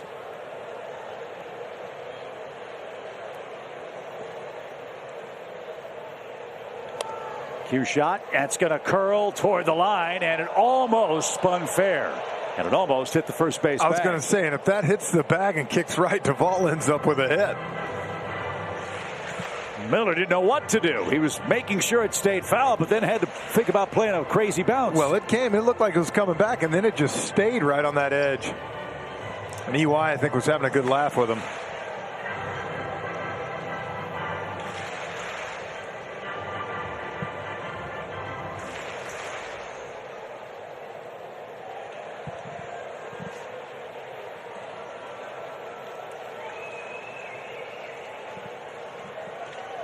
One ball, 2 strikes for Adam Duvall. And out of play. Good cut. Nobody's left the ballpark tonight. Why would they? It's a meaningful game. Braves win it. The Eastern race is over. 38,235.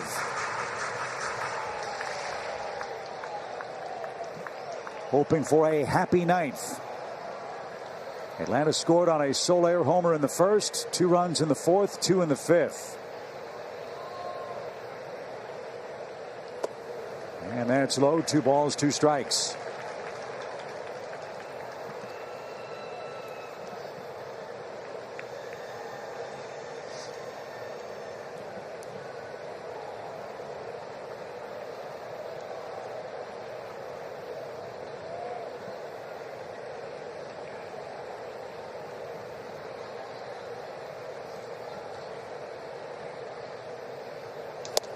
Duvall strikes out for the 3rd time.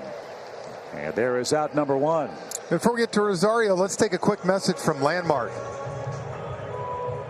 Hi friends, Chip Carey at Landmark Morrow. Where saving the most is sure to paint a smile on your face. Choose from a giant selection and get more cash for your trade at landmarkdcjr.com. Power against power here with Eddie Rosario standing in. Segura robbed him of a 5th inning hit. Now Gibson started for the Phillies, gave up 4 earned runs, 5 in total. And a late swing from the Braves left fielder. Strike 1.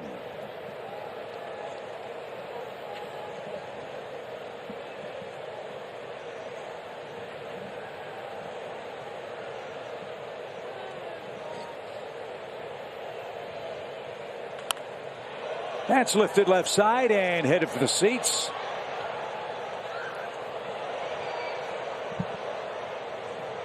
Oh, 0-2.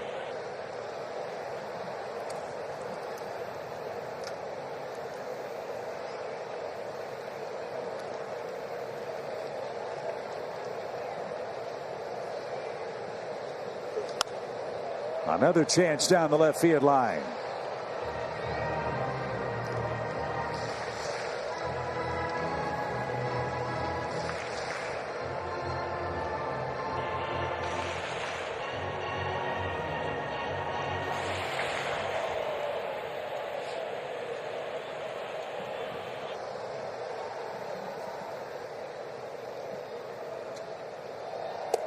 That's outside. 1 ball, 2 strikes. Again, Will Smith getting ready in the Braves bullpen. He's the Braves nominee for the Roberto Clemente Award this year. That recognizes players who represent the game positively on and off the field.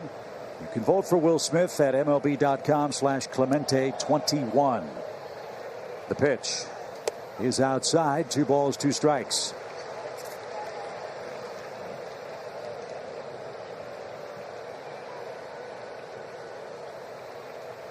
The Phillies have 3 outs left. The Braves have a 2-run lead.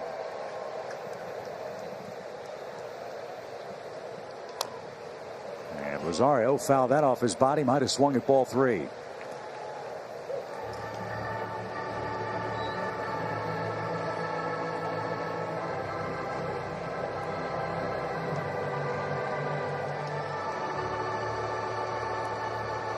All Herrera can do is watch and wait. Andrew McCutchen will lead off the 9th for Philadelphia. Braves have already seen Bryce Harper. That was in the 8th. They would need a big rally to get the lineup card back to him. Don't want that to happen. 2 balls, 2 strikes.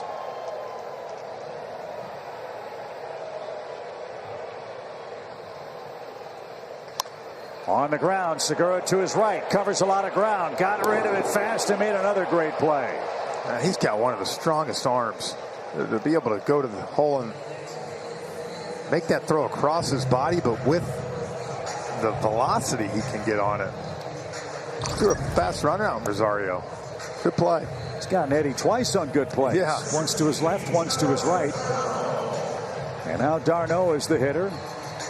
d'Arnaud walked in the 4th inning and scored on Dansby Swanson's triple off the bricks in right center.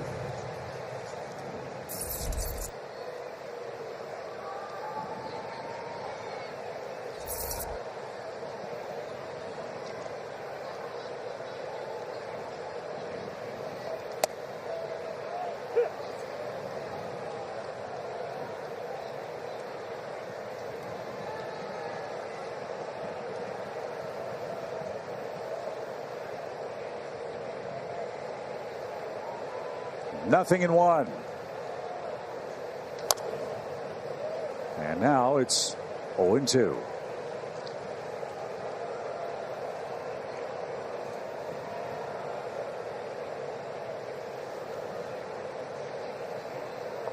No complaints from the Phillies about their bullpen tonight. That's the frustrating thing for them. It's truly a box of chocolates. You never know what you get from game to game. Last night they struggled. Tonight they've been tough. And that's popped back toward us and just out of reach. And a fan from Montezuma, Georgia made the grab.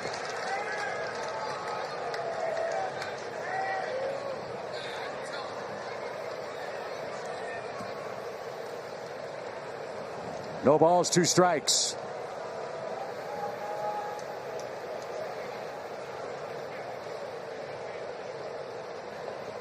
Sam Coonrod ready to go, and the pitch. We got Travis to chase on a pitch like that earlier in the game. He's been wise to those plans since.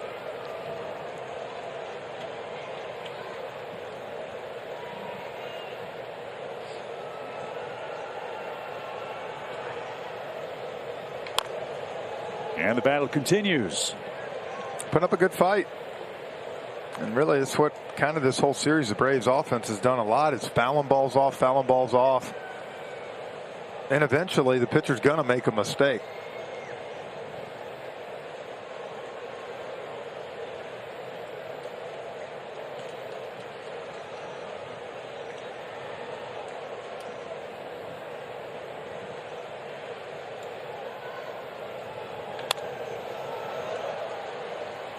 One and 2 still. Fought off 96.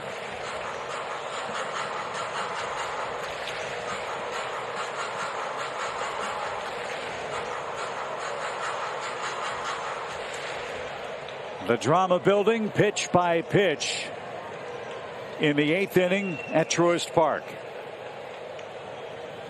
The Braves have a 2-run lead. The Phillies will have the lower part of their order coming up versus Will Smith. He's trying to save it for Ian Anderson and complete the sweep and the division race in one fell swoop. The pitch. 2-2.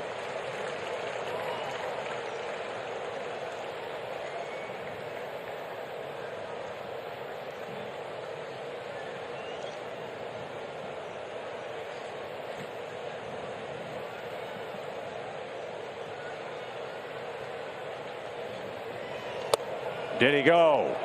They say he did. d'Arnaud tried to get out of the way, but carried the swing through the zone, and that retires the side. So the scene in the Atlanta clubhouse. They are preparing to celebrate. The Braves have a 2-run lead. Will Smith coming on. We're 3 outs away from a 4th straight Eastern Division title.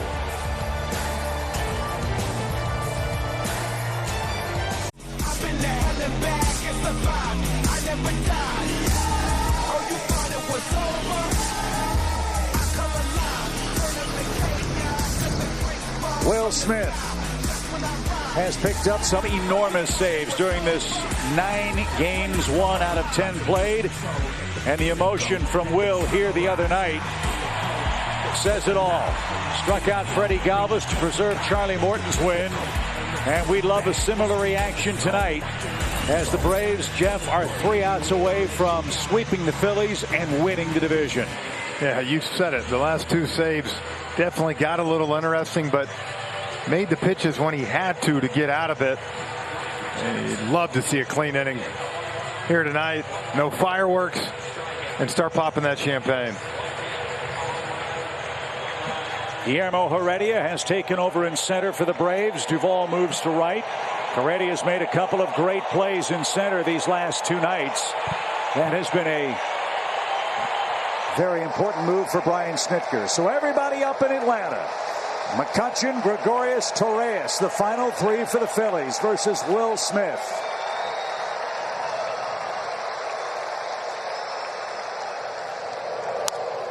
Good start, strike 1.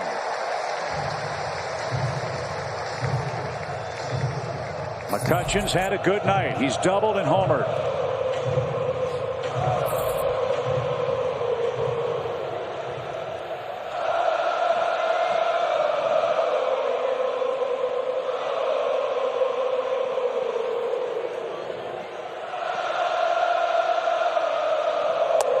Strike 2. That's a nice fastball.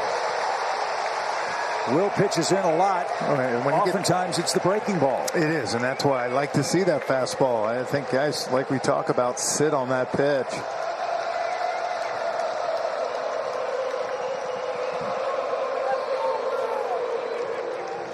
Nothing in 2. 1 out.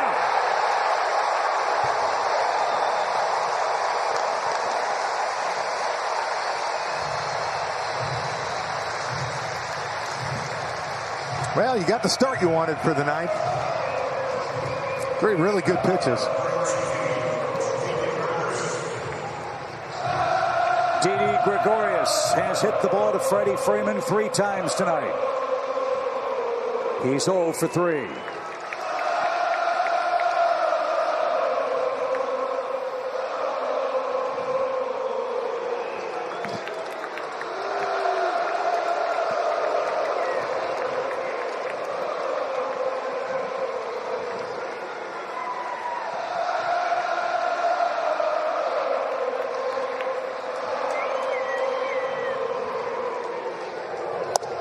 Another strike. What a difference it makes for Will Smith to pitch ahead in the count.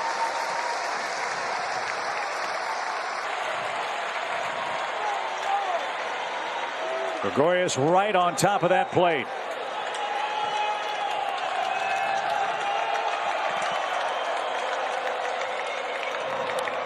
Fly ball, softly hit. Dansby has room. Run out away.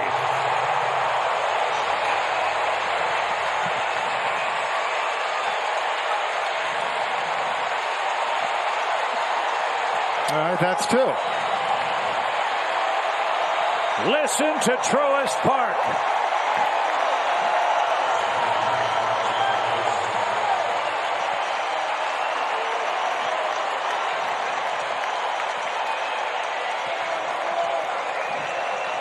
Ronald Torres stands in the way.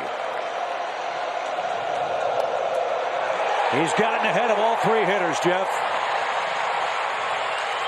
6 pitches, 6 strikes.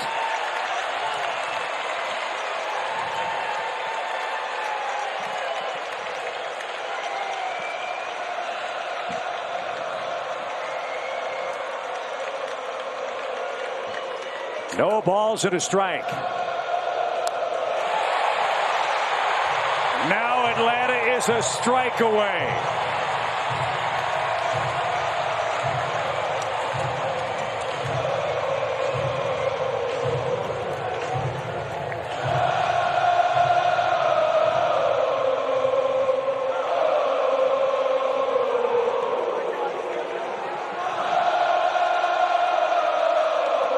The 0-2 pitch. He got it! Against all odds! Against all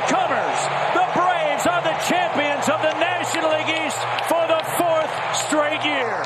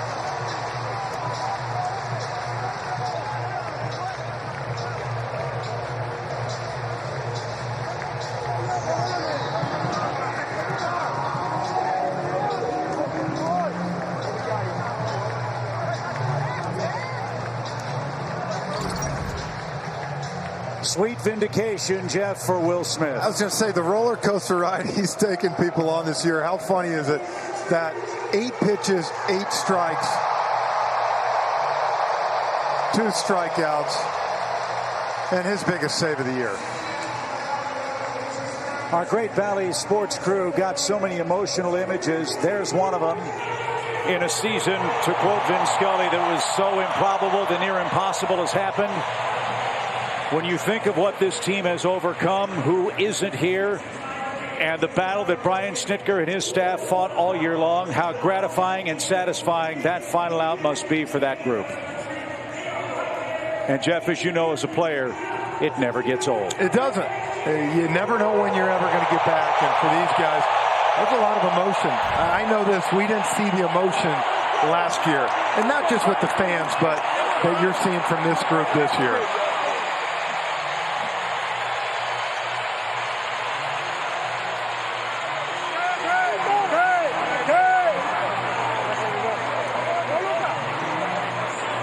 The Braves at one point this year lost both of their number 1 starters from the organization. They lost their leadoff hitter, their number 3 hitter, their number 4 hitter. Their bullpen struggled in the first 2 months.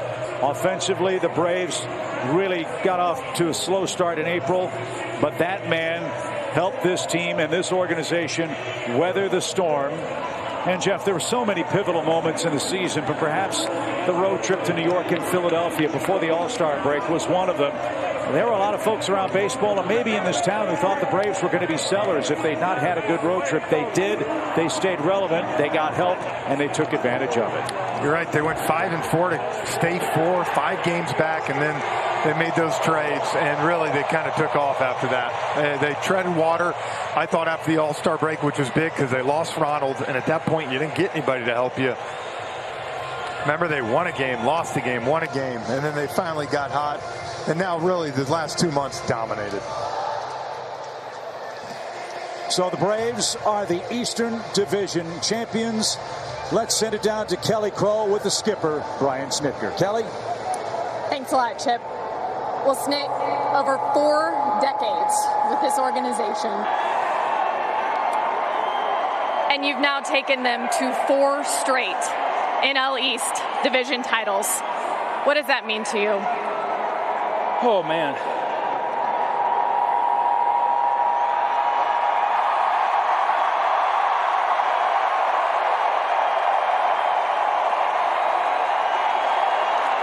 means everything. Braves country, thank you for staying with us this year. This wasn't easy. We couldn't have done it without you. Congratulations, because we're going to the dance again. You've certainly used the word grind over and over this season. To endure all that was thrown your way, does it make it even more rewarding to be standing here right now? Yeah, I'm just so proud of this club, man. Everything they've been through, where they've come, the guys that we got contributions for over the last 7 months. I couldn't be more proud of a group of guys. I mean, this is our 4th one in a row.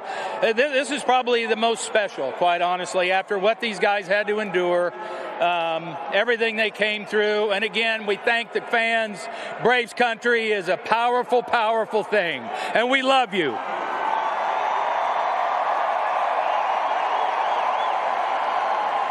Speaking of which, a year ago when you guys did this, these were empty. Yeah.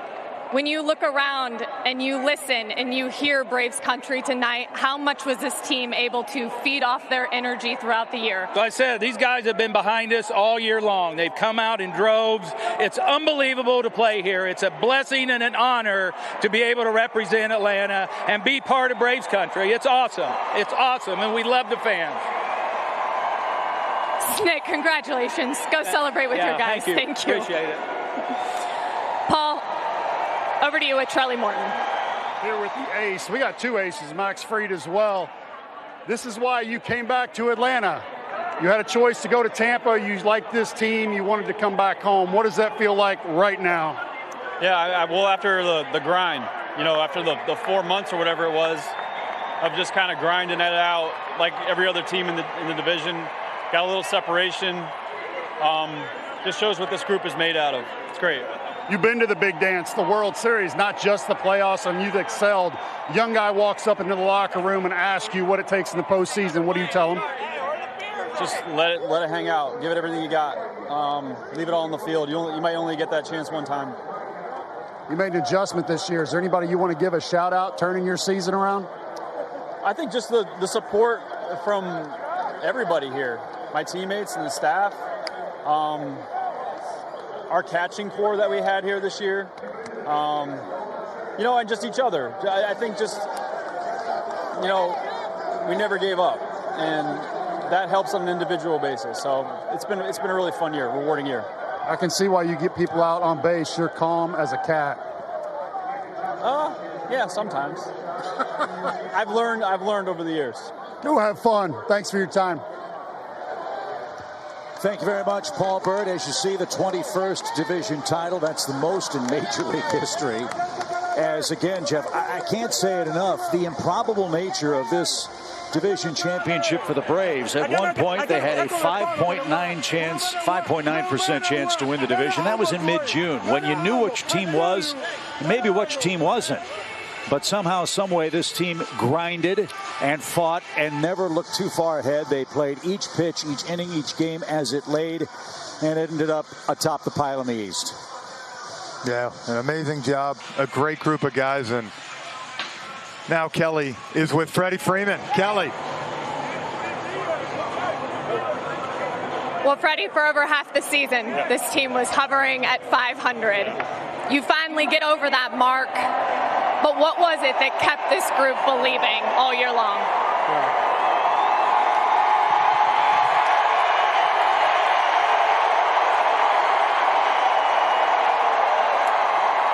Oh, man, this feels good. What a great year. A lot of roller coasters. The things we overcame as a ball club this year, this is probably one of the sweetest feelings you can have. Man. There's a few people that should be out on this field right now. Ronald, Soroka, it's pretty special what this group did this year. So this is pretty special. You said before this one tonight, it took a lot of guys picking up the pieces and the contributions that Ronald Acuna or Mike Soroka would have given this team this year. How were you guys able to do that? You can never replace Ronald Acuna Jr. I think everyone knows that. But what this team did after the All-Star break and the guys we got, Alex going to get Jock, Eddie, Jorge, Adam, Richard, the things that this team did, it's a whole different team than the first half, and we played like it. We played great. We played great as a team, and somehow we overcame losing, in my mind, the best player in baseball, and we were able to do it, so hopefully we can keep going. I mentioned to Snit, last year you guys had to do this without Braves Country here. What do you want to say to them tonight because they're here? This is a lot better than celebrating in a quiet ballpark last year. This is what it's all about. I know there's a lot of kids that are in school, supposed to be in school tomorrow too. We appreciate you sticking around. This is what it's all about. Playing in front of you guys. We hover around 500 all year, gave you guys some heart attacks, but here we are, division champs again.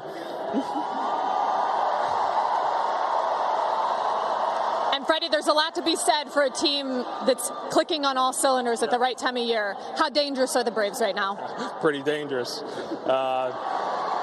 Yeah, we've been playing great baseball the last 2 weeks. The pitching's been phenomenal. The bats are hot. We got another week to go, but we're gonna keep it going. We like it. We like it. I want you to listen to this as it comes in. Enjoy the celebration. I appreciate it. Thank you, everyone. I appreciate it very much.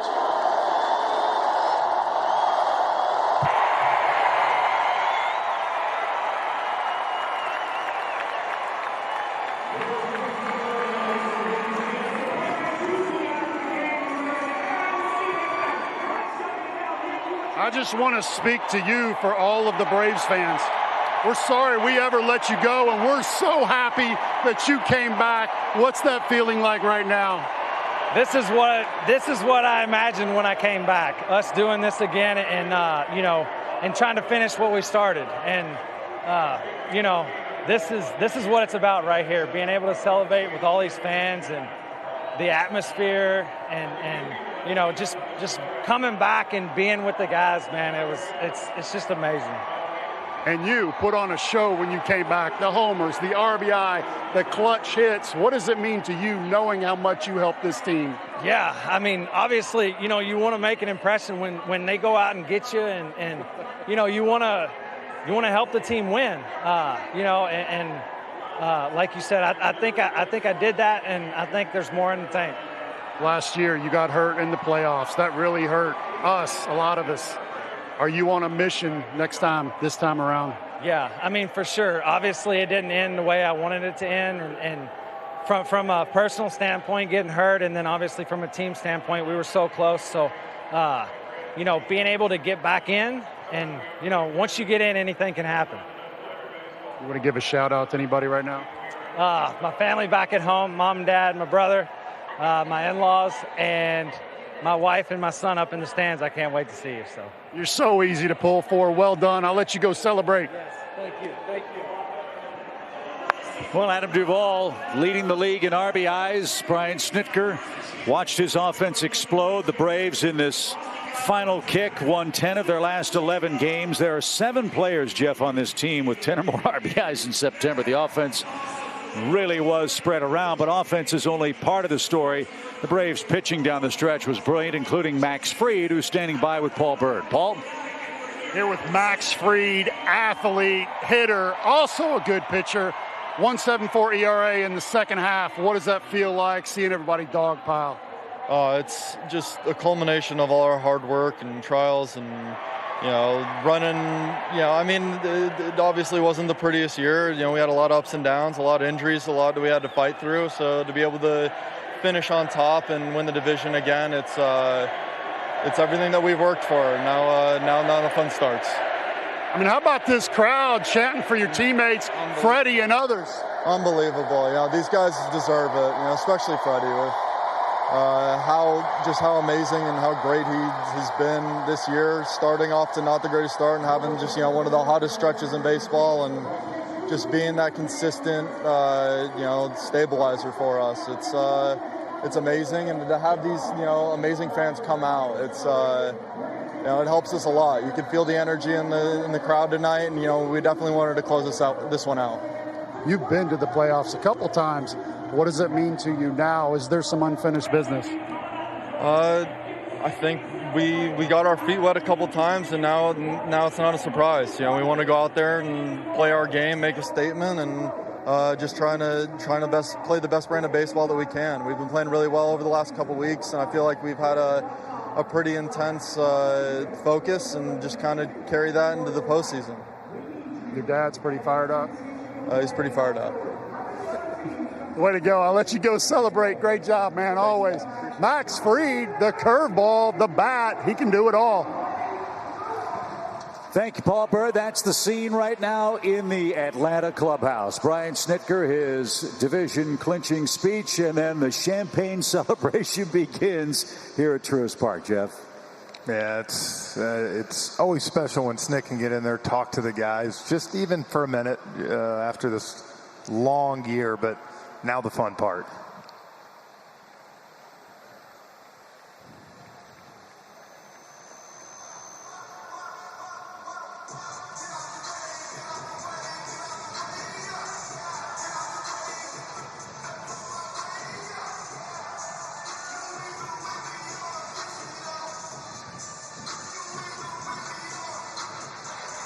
How satisfying and gratifying must that be for that group of 26 players? Braves used much more than that this year, obviously, Jeff. But with, again, all that this team has overcome, that has to be one of the proudest moments of their professional careers. I think you heard the emotion from Snit when he was talking to Kelly a little bit ago. This is by far the most gratifying for him, and out of the 4 division titles.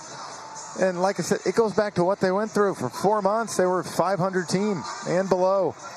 And all of a sudden, they turned it on the last 2 months and showed why they were the best team in the NL East. Yeah, so many signposts for this team. You'll recall in early May, they lost Travis d'Arnaud in Dunedin, Florida. Tore a thumb ligament. He was out. He was one of 7 catchers that the Braves used this year.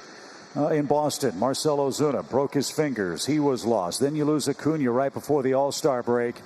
Then the Braves, hovering around 500, find a way. That 5-4 road trip through Philadelphia and New York against the Mets got them to within 4 games at the trading deadline. Alex worked his magic. And then finally at game 109, the Braves get over 500. They then have a 9-0 road trip that put them in first place to stay. And that was it. The 9-0 road trip, they kind of went on from there and then closed it out. To me, yes, these 3 games, but what they did in Arizona and San Diego kind of put Philly behind the 8 ball, and then they came home and got the first sweep of the year.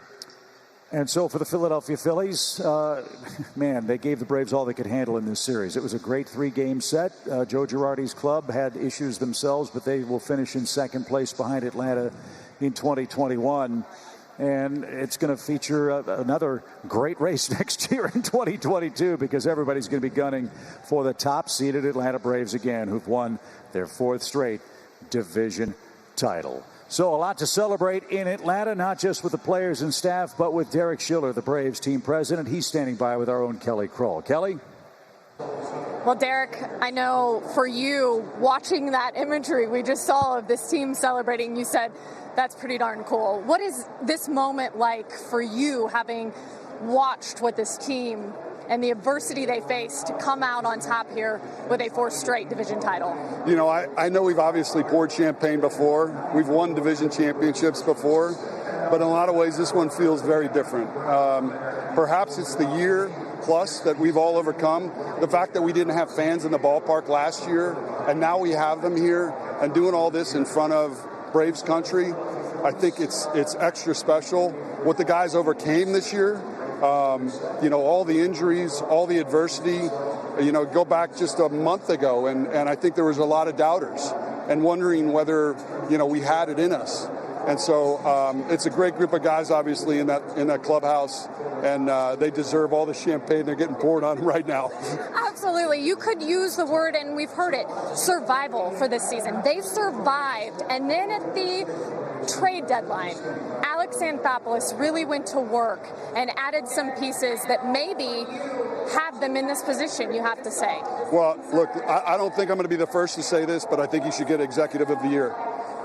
There's a lot of people that obviously did great things for their teams, but I don't think anybody did what that Alex did for this team in that trade deadline. And while not a single one of them was necessarily the front page of a newspaper type of trade, all of them collectively got us to where we are. And he's just, obviously an amazing executive and, deserves all the credit. I think 28 guys standing here tonight, but it took 54 to get to this point. When you speak to that depth and the resiliency of this group, what does it say about what lies in front of them? Well, look, I mean, this is a chapter, but it's not the ending chapter. This is, in a lot of ways, this is the start. We didn't do this so that we could just be done, pour the champagne, and be over. We are obviously very interested in trying to win the World Series. That's been our goal. That is our goal. That's what we're going to try to shoot out to do. And obviously, nothing would be better than to win a World Series here in Atlanta in front of this crowd who supported us so much this year. We're obviously among the league leaders in attendance the whole year. The fans have come out. But I also want to say a special thanks to our employees. Our ushers, our ticket takers, the people that actually persevered, worked hard to try to bring this ballpark back to life. Our full-time staff, everybody contributed to this, and it's just it's a really special moment, and we're all sort of beginning to bask in what was achieved out here on this field today. I feel like that's such a good one to end it on. Derek, thank you so much for your time tonight, and I feel like you've earned this. Go enjoy it as well. Thank you very much. Appreciate your coverage of it. Thank you. Guys. Okay, thank you, Kelly. Congratulations to the Braves. Jerome, Nick, Peter, and BJ out here. 4th year in a row. No real surprise when you look at the way this team had been playing for about the last 6 weeks. And BJ, Frenchie said it, Chip said it, the guys have said it. This never gets old. No, it never gets old. But, listen to Derek Schiller and a lot of these guys. This was a special year because with all the adversity they started with during the season, losing Soroka, and then Acuna, one of the best players in the game, goes down. And frankly, the Braves wasn't playing good in the first half. Simple as that. But Alex Anthopoulos stepped out there and made some big trades. And to see this team come together in the second half when it counted, it's been amazing. So I feel good about our chances going into the playoffs. It's all about momentum. Yeah, it is the playoffs and you're going to play some great teams. But I feel like we are prepared this year. We were one game away last year from the World Series. So guys, remember that. And we really have a talented ball club, man. This is a completely different team than what we saw at the start of the year. What Alex did was phenomenal. But when you look at this team maybe a couple of weeks before the trade deadline, even if they had made the playoffs, I don't think they would have done anything special.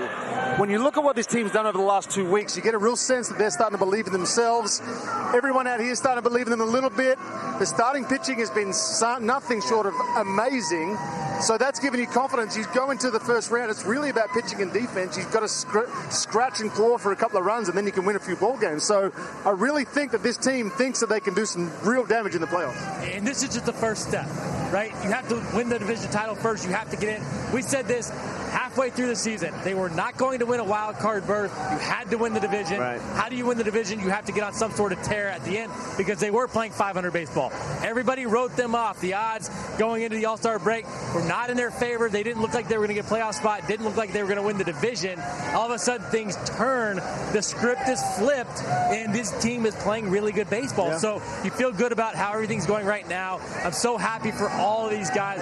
Brian Snitker, my favorite ever. To be able to celebrate with his grandkids is unbelievable, too. But all these guys deserve credit. All of them put the hard work in. Long season, much-deserved victory today.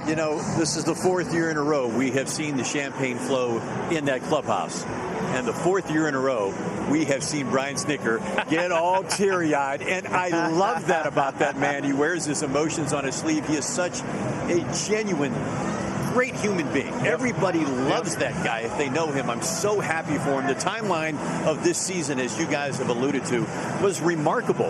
There was a time where people, beginning of the season, Braves are the team to beat. Defending champs, this is a team to beat in the division. Right. Mets loaded up. Phillies got a little bit better. Everybody was getting better. And what are the Braves doing? And the next thing you know, injury. And they bring over Jack Peterson. and he contributes right away. And then the 3 outfielders come over. You got 4 outfielders. You're hoping just 2 of them contribute. All 4 did. That was remarkable, Brian. Remarkable. No, it was. And, you know, when we made those trades, it was players that won with a team where they weren't performing well. And we knew the talent that they had, and all of a sudden they got new life. And that's what is so important about just scouting. You got to give a lot of credit to the scouts here for the Atlanta Braves that went back to Alex Anthopoulos and said, these guys have the potential to be great and to bring this team to victory. And Soler, struggling, comes here and he looks like a totally different player. He had 49 home runs, 48 home runs before. Well, he returned to that player just in time for the Braves. And give credit to Jock Peterson when he came over. He gave us some instant life. And Eddie Rosario, when he came off the IL, he showed why Alex went after him. He's a 5-tool player. He can get it done. And, man, you can't say enough about Adam Duvall, a guy that I thought we should have kept. Yeah. We lost him a few times. but we brought him back because, and I remember interviewing Alex. He said he got mad at me saying all the yayas for Duvall when he was with Miami beating us. So I'm just happy we brought him back because he really took over. Peter, how amazing is it? Adam Duvall almost cost us the division the first half of the season. Comes over to us and helps us win it. That was crazy. Unbelievable. Don't forget about Rich Rodriguez, too. That's right. Rich Rodriguez came over. I know he's been shaky a little bit lately, but he's going to be just fine with that new adrenaline that you get in the playoffs. He was a huge boost to that bullpen. And that bullpen in the second half, I know I'm a little bit partial, but that bullpen in the second half was pretty incredible, too. Yeah. Starting pitching was great. Everyone seems to be clicking. Luke Jackson, Will Smith, you've done a great job in the last couple of months. Matzik.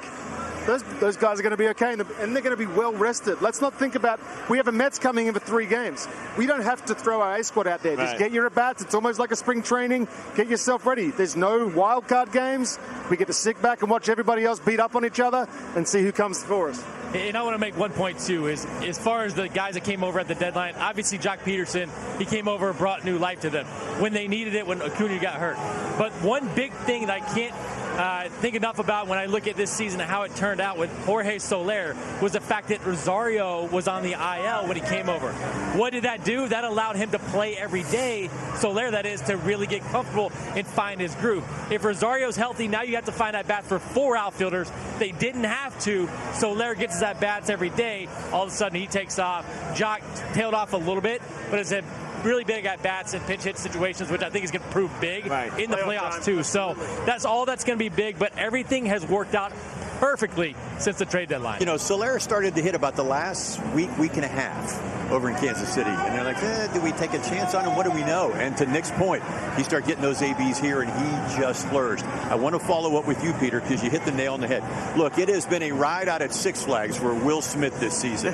But when he went out to San Diego, got a couple of calls his way, but he got the job done. And then what we saw on Tuesday and again tonight, that bodes well for the Braves heading into the playoffs now that he has his confidence back and he's pitching really, really well. Yeah, Nick even mentioned it last night and the night before that his stuff has seemed to elevate over the last couple of days as well. When he threw that fastball past Kim in San Diego, the reaction from him, the reaction from the bench, the reaction from the coaches, everybody was like, holy cow, that just happened. Then he escaped again the next night. He went through a run where you're thinking, okay, it's a bit shaky. Then he comes out tonight, biggest game of the year, and goes 1-2-3 with 2 punch-outs. That's telling me he's not overawed by any moment.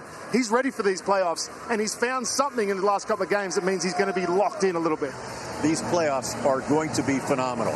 Los Angeles, San Francisco having an amazing year. St. Louis, look out the way they have been playing lights out for the last month. And Milwaukee has been good all year. This is going to be a fantastic postseason, Nick. It is going to be close. It is going to be fun. It's going to be really fun. And when you look at Milwaukee, their starting pitching is unbelievable. Now, one thing, Devin Williams is hurt, so I think that's a benefit. It's a big loss. It's a big loss for them.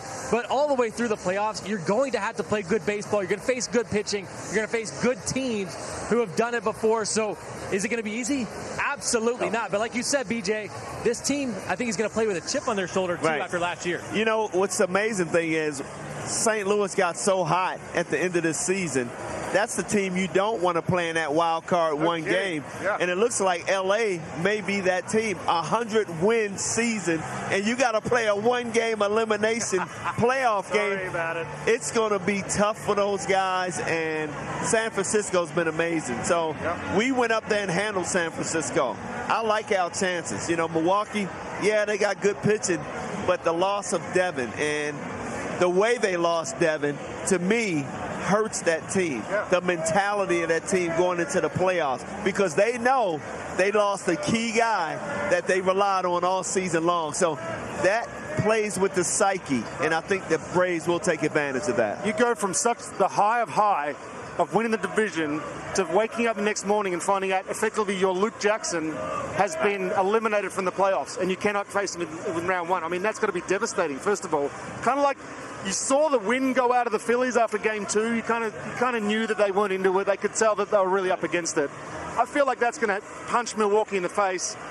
I mean, it's an advantage for us for sure. We went through that here in Atlanta when Noah broke his hand. Yeah. And really, what are you doing? And in the first half, it just started to pile on there with the injuries. And we're like, what is happening? Thankfully, that was early in the season. This is the worst possible time for the Brewers to suffer an injury to one of their key relievers. But enough about the Brewers. It's all about the Braves tonight. 4 division titles in a row, Nick. You heard Nick talk about it. We talked about it in the pregame. This, by far, the most improbable and maybe the most fun one to watch. Yeah, and I talked to Kevin Seitzer earlier, and he said 2018, which you were on that team, was a big deal because you guys weren't expected to win. Yeah. Well, last year, 60-game season, you lose 4 starters, and they go 1 game from the World Series. Right. This year, you lose 2 of your top 3 hitters, you lose a Silver Slugger, and all of a sudden, this team comes back and wins the division again. So never count this team out, period. These 4 titles have been a little bit interesting at times in different ways, but this team keeps getting it done. Yeah, they were 1 win away from the World Series last year. Hopefully they can get that this year. We just mentioned how well Will Smith has been pitching as of late. Let's get you back down on the field right now. Here's Kelly with Will. Well, Will, it's been a heck of a ride to this point. What does it feel like to be standing right here, your NL East division title T-shirt and hat on? It feels good. You know, like Skip said in the clubhouse before we started, 2 months ago it didn't look the greatest, but we kept grinding, we kept believing in each other, we kept just pushing and fighting, and you know, here we are now. So it's a good feeling. And the bullpen, the work you guys did was a huge part of that. You think about the turnaround from the second half, really mid-July. What was the difference in your opinion? I don't know. We're a crazy group down there. We legit love each other. We all care for each other. We pull for each other. So when somebody struggles or has a bad inning, you know, somebody's there to pick them up the next day, and then they're good to go after that. So yeah, we're just a little ragtag group down there. Ragtag getting it done. Will, take me into your mind on top of the mound here tonight with a chance, knowing, again, everything this group has been through this season, and you have the chance to lock it down. Please have a 1-2-3 inning for Skip. If there's a time to have a 1-2-3 inning, let's have it now. Did he tell you that he's lost some hair? Because I don't know that he has much left, but has he told you that? I don't know if he lost any because of me, but this because of where he started. But yeah, I was happy just to come in and do my job and get it done. Has this been an emotional and or difficult year for yourself? Absolutely. I was actually talking with some of the guys after the San Francisco when I gave up the homer that this was probably the hardest year mentally I've ever had, to continue to get back on the horse and continue to you know, get your work in, be a good teammate. So it's nice that it pays off. What helped you get there? Bullpen guys, the guys on the team, just picking you up and continue to believe in yourself and you know, believe in each other, and you know, just don't quit. Last but not least, for all those that are still hanging around here tonight, what do you have to say for this group? Because a year ago, you know this, fans weren't in the stands. It's a lot different now, this feeling. You know, we're not done yet. We're going to keep on going. Well, thank you so much. Enjoy this one. Thank you. Yeah, sweet redemption for Will Smith, who picks up the save on the clinching night, an 8-pitch inning. He was absolutely phenomenal. His 37th save of the season. And Ozzie Albies, what can you say about Ozzie Albies, Jeff? The guy's been everywhere. A 100 year, one of the best years for any second baseman in recent history. 100%. Ozzie, unbelievable this year, and really the whole Braves infield. It's the most athletic infield in baseball, and I think they showed you the last 3 months the best infield in baseball. Let's check in with Ozzie Albies. He's standing by with Paul Byrd. Birdie?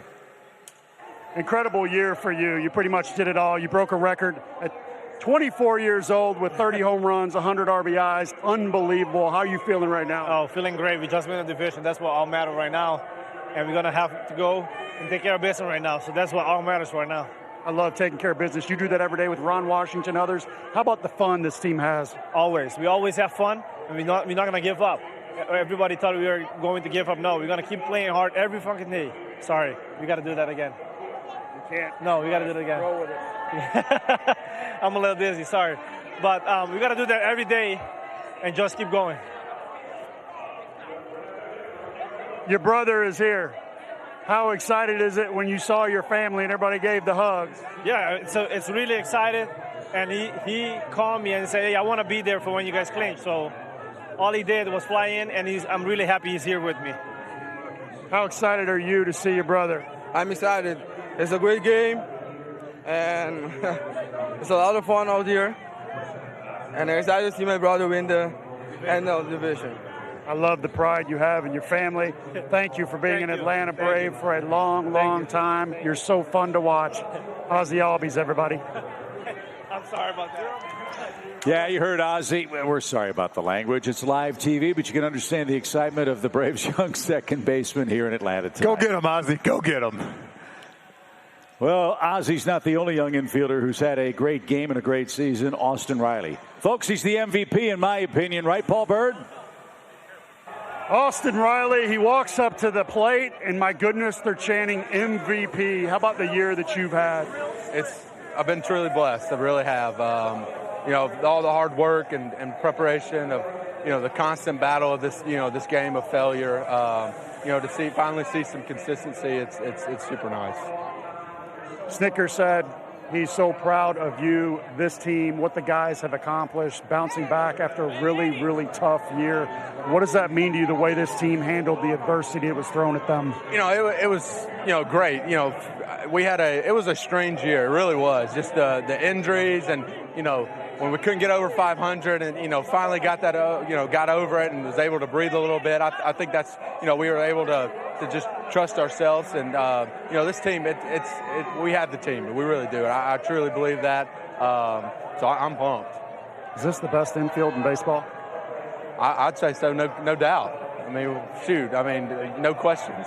How excited are you to get back to the playoffs? I'm super pumped. The way last year ended, it kind of stuck with us. I feel like throughout the whole season, and it's just we'll enjoy this night for sure, no doubt, and be ready to get back after it.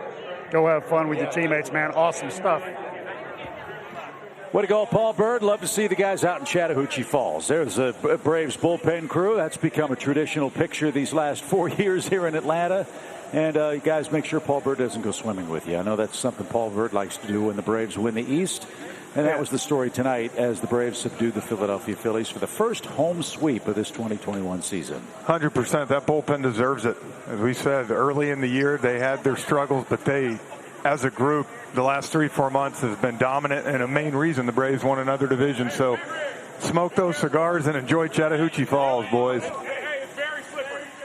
Yes, it is very slippery, Will. That's good advice on the slippery rocks out in Chattahoochee Falls. Alex Anthopoulos is downstairs. I'm sure Alex will join us in just a few minutes. We can't understate or overstate the job that Alex did for this club. The faith that he showed in this team, the team that was decimated by injuries, Jeff, in the first half of the season, the faith that this team showed him and the prowess they showed going on that 5-4 road trip, giving him a chance to work his magic at the deadline. It'd have been real easy to get one or two guys and say, yeah, I did something, let's try it out. But he went out and got, 5 guys total, 4 for the offense, Richard down in the bullpen. And tell you what, it paid off because this team tonight is celebrating and headed up to Milwaukee next week.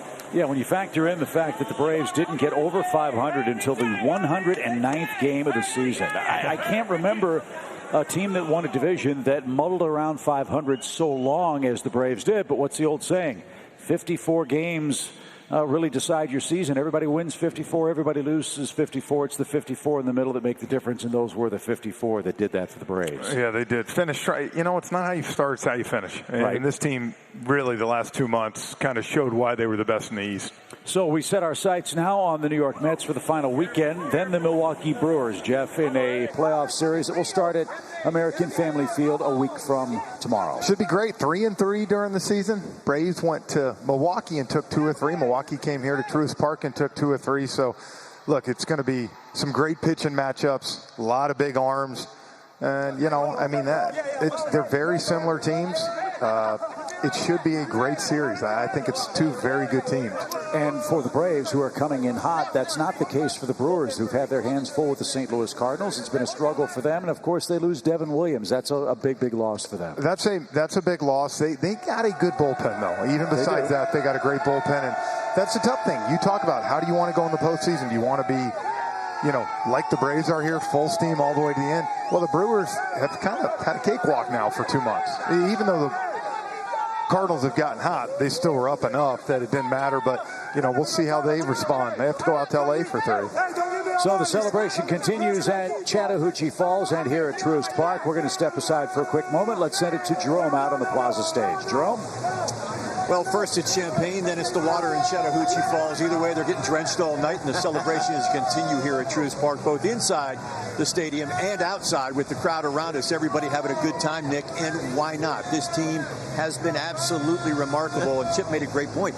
They didn't even get to 500 until way past what everybody expected them to do, and then they just put the pedal to the metal. Game 109, they went over 500. That's crazy. That is insane to me. Yeah. And they kept on getting there. They couldn't get over. And you sit there and watch from the outside saying, is this team ever going to figure it out? Like, we sit there every day and try to fight for this team, but they kept on getting to 500, letting us down, 19 straight? letting themselves down. It was 17 straight, but it got messed up because of the makeup game. So either way, they weren't consistent. They weren't winning consecutive games. All of a sudden, you go to that road trip, BJ, where they won 9 in a row, and the script just flipped. It was insane how it just turned on a dime. You know what? It turned at the right time because it convinced Alex that we were not going to be sellers. We were going to go out there and get some players to win in the second half, and that's exactly what he did. So you got to give Alex a lot of credit for what he's done to build this team in the second half. And speaking of Alex, look, you can talk about the contributions of each and every one of the players out there. But we're going to get Alex Anthopoulos here in just a minute, and we're going to ask him, because there was a point in this season when they went on that road trip, how close were you to just cashing in the season? Right. And when you bring in 4 outfielders, are you hoping just 2 of them work out? Did you ever expect all 4 of those guys to do it? You know, look, he has got to be the executive of the year. I mean, you can make a case whether he's the best GM in baseball. And this year, you could really say yes to that question. But really, Nick, when you go out and get 5 guys to contribute, Rodriguez gave us quality innings up and down. Early in mid-games, early, late, he was just phenomenal at times for this Braves when they really needed an extra arm that was healthy. So go back 2 years ago when the Braves needed bullpen help, right? He goes out and gets Melanson, Green, and one other guy, Chris Martin. Yep. Those guys turned this team around, right? So what did we expect from Alex this year? Find a way to get it turned around again. I didn't expect 4 outfielders, but he got it done again. So nothing surprised me with Alex, the way he gets things done around this organization. Let's welcome him to the celebration and our coverage of it right now. And Alex, we're going to just call you the magician from here on out. You do it every year. You pull that rabbit out of your hat. First of all, congratulations on the division title again today. And we were just asking, was there a point when they went on that road trip when you were thinking, boy, I don't know if I'm going to pull the trigger or not? Or did you just sit there and go, if they give me at least 5, I'm going to make these deals? You know, we were pretty determined to make the club better. Obviously we had a hard time, no doubt. It's been the most challenging year of my career, in Atlanta at least. And it's the most gratifying, I'd say, of all the years that I've been here as well. I remember a few years ago, Freddie and me in 2019, we were kind of more subdued. The celebration, it was the expectation. And I went up to him today and we talked about it, like we were going to enjoy this one. But we were going to contend. I just, having been doing this now, this is my 10th year as a general manager, not giving your team a chance when they're close, the fans, people in the organization, the people that live and die with this club, it's a really high bar to clear for us to sell and just tear the entire thing down. So as long as we were somewhat close, we were going to go. And Alex, how stressful was this season? I know it was up and down all throughout the season. You lose a lot of guys, and you go to the All-Star break, you lose Acuna, and you sit there and wonder if this season can't be turned around. Was the stress level as high as it's ever been for you this year? No doubt. Stress is through the roof, and it's not because of job security or financial.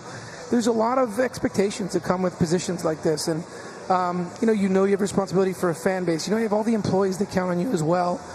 When things aren't going well on the team, they point to you. There's no one behind me to get it fixed. It's on you to get it fixed. And you feel the responsibility and the burden. And I say this all the time. I'm a sports fan, and I know what it's like to love the Hawks and the Falcons and so on. I know there's people that love the Braves. And, it's on you to put a good product out there to make the community proud. Alex, I texted you about 6 weeks ago when the additions started to go off a little bit, and you wouldn't allow yourself to take any credit. Will you allow yourself now to finally take a little bit of credit for what's happened this year? You know what? I mean, not that I'm glass half full or half empty at the same time. I think, in these jobs, maybe when you're done and you're retired, you look at things another way. But I think you're always looking at what more could we have done? What else could we have done? Look, there's no doubt. Snit, the coaches, the players, those are the ones that did everything. Yeah, we do what we can. We owe it. We have to do our part, too. And hopefully the players end up doing well. And they all did. And if I would tell you I expected all that, there's just no way to know it. But I'm thrilled with the way it worked out. I think it's incredible. We won the division with everything we went through. And just like I said, this is the most enjoyable 4 years that I've been here. This year is certainly the most important to me. Alex, I got to say, man, first off, congratulations, man. You did a tremendous job. Picking up those 4 outfielders. I mean, what made you guys go out and get a Soler, who was struggling in Kansas City, Eddie Rosario, who is a great, talented player, but was injured at the time? What made you guys take those chances? Well, I think, another thing that has not been talked about, I know there's been a lot of talk about trade deadline, and these guys, the players are the ones that have really put the emphasis on that because of how well they've played. But, Terry McGurk at the All-Star break, and really it's a credit to the fans. The fans, the way they turned out with the ups and downs, it changed our financial outlook entirely. And Terry said, we have money to put behind this club. And giving me the ammunition to go out in July and at the trade deadline and go add some pieces was a game changer for me. Without that, there's no way we get these guys. So, all those guys, Soler, Rosario, and so on, they were talented. They were hot at certain times. Rosario had been a very good player, was hurt. Soler had just finally gotten hot. And again, Snit, ton of credit to him to putting him in the lineup ASAP and playing him day in and day out. Jason Perea on our staff reminded me 30 minutes to 4 o'clock, hey, let's stay in touch with the Royals. Why don't we go back to them one more time because talks had stalled? It's really a group thing. It's, at the end of the day, I have the final choice to make, but you need your entire staff to get these things to go right. Well, let me tell you, Alex, you are the man with the Midas touch. The Powerball's over $600 million. I need you to text me the numbers because you are just living large right now. We are so thankful and grateful that you are the general manager of our Atlanta Braves. Good luck the rest of the postseason and enjoy it, my friend. Enjoy it. I really appreciate it, guys. And one last thing, Jerome, I got to Atlanta 4 years ago. I watched the Hawks a ton in the offseason. I watched you a ton in the offseason. It was some challenging years early with the Hawks, but you made the broadcast amazing to watch. It sucks that you're going to be gone, but great career, and I'm excited for you. I appreciate the kind words. Hey, he told us he's a sports fan. He told me 2 years ago, Zion Williamson, he was worried about him. He was too big and heavy. He's going to be injured. You were right on the money. You can be an NBA GM as well, Alex. All right, thank you very much. All and right, one of the trades that he made that paid dividends right away was when he went out and got Jock Peterson. And a lot of people were thinking, he went to the Cubs on the one-year deal, wasn't really having a great year at Wrigley with the Cubs. And next thing you know, he comes down here and he contributes. So here he is right now, Jock with Kelly. Well, Jack, I made the trek all the way out here to find out the story about the pearls. No, I'm kidding. Stop. It's a mystery. It's a mystery for everyone. They'll never know. Listen, you've done this a time or two with the Los Angeles Dodgers, but doing it here with a group that you know from afar went through so much this season. To be a part of that and to know that you're a guy a lot of people in this clubhouse are pointing to as part of the energy that sparked this final half. It's just exciting. Winning's fun, and great group of guys that we can accomplish a lot. We proved that. We're able to come back when we get hit in the mouth a little bit. So it's a special group, and I'm excited to see what's in store for us. But it's going to be fun. Why do you say that about a special group? What makes the chemistry within a group unique? A special group because look at the talent. It's off the charts. 1 through 8. It's a really good lineup. You got guys like Ian, Max, Chuck that can give you 7 strong innings against any lineup. So and then you have a bullpen to come close it out. So just from a talent aspect, that's there. And then as a chemistry, everyone loves each other. We get along, and that's what it takes to win in October. You were sitting up here with Ian enjoying your cigar. Oh, yeah. Yeah? Yeah. What did you think of the job he did and has done? The guy's lights out. They can't stop him. He's a beast on the mound. It's fun to watch. And, he's just still kind of young in the game and getting experienced hitters out. So it's really impressive. Speaking of young in the game, last thing. If someone in this clubhouse came up to you and asked you, what does it take to win a World Series, what would your answer to them be? A little bit of love. A little bit of love. And we got that. Bang. And just like that, Jock Peterson's out, guys.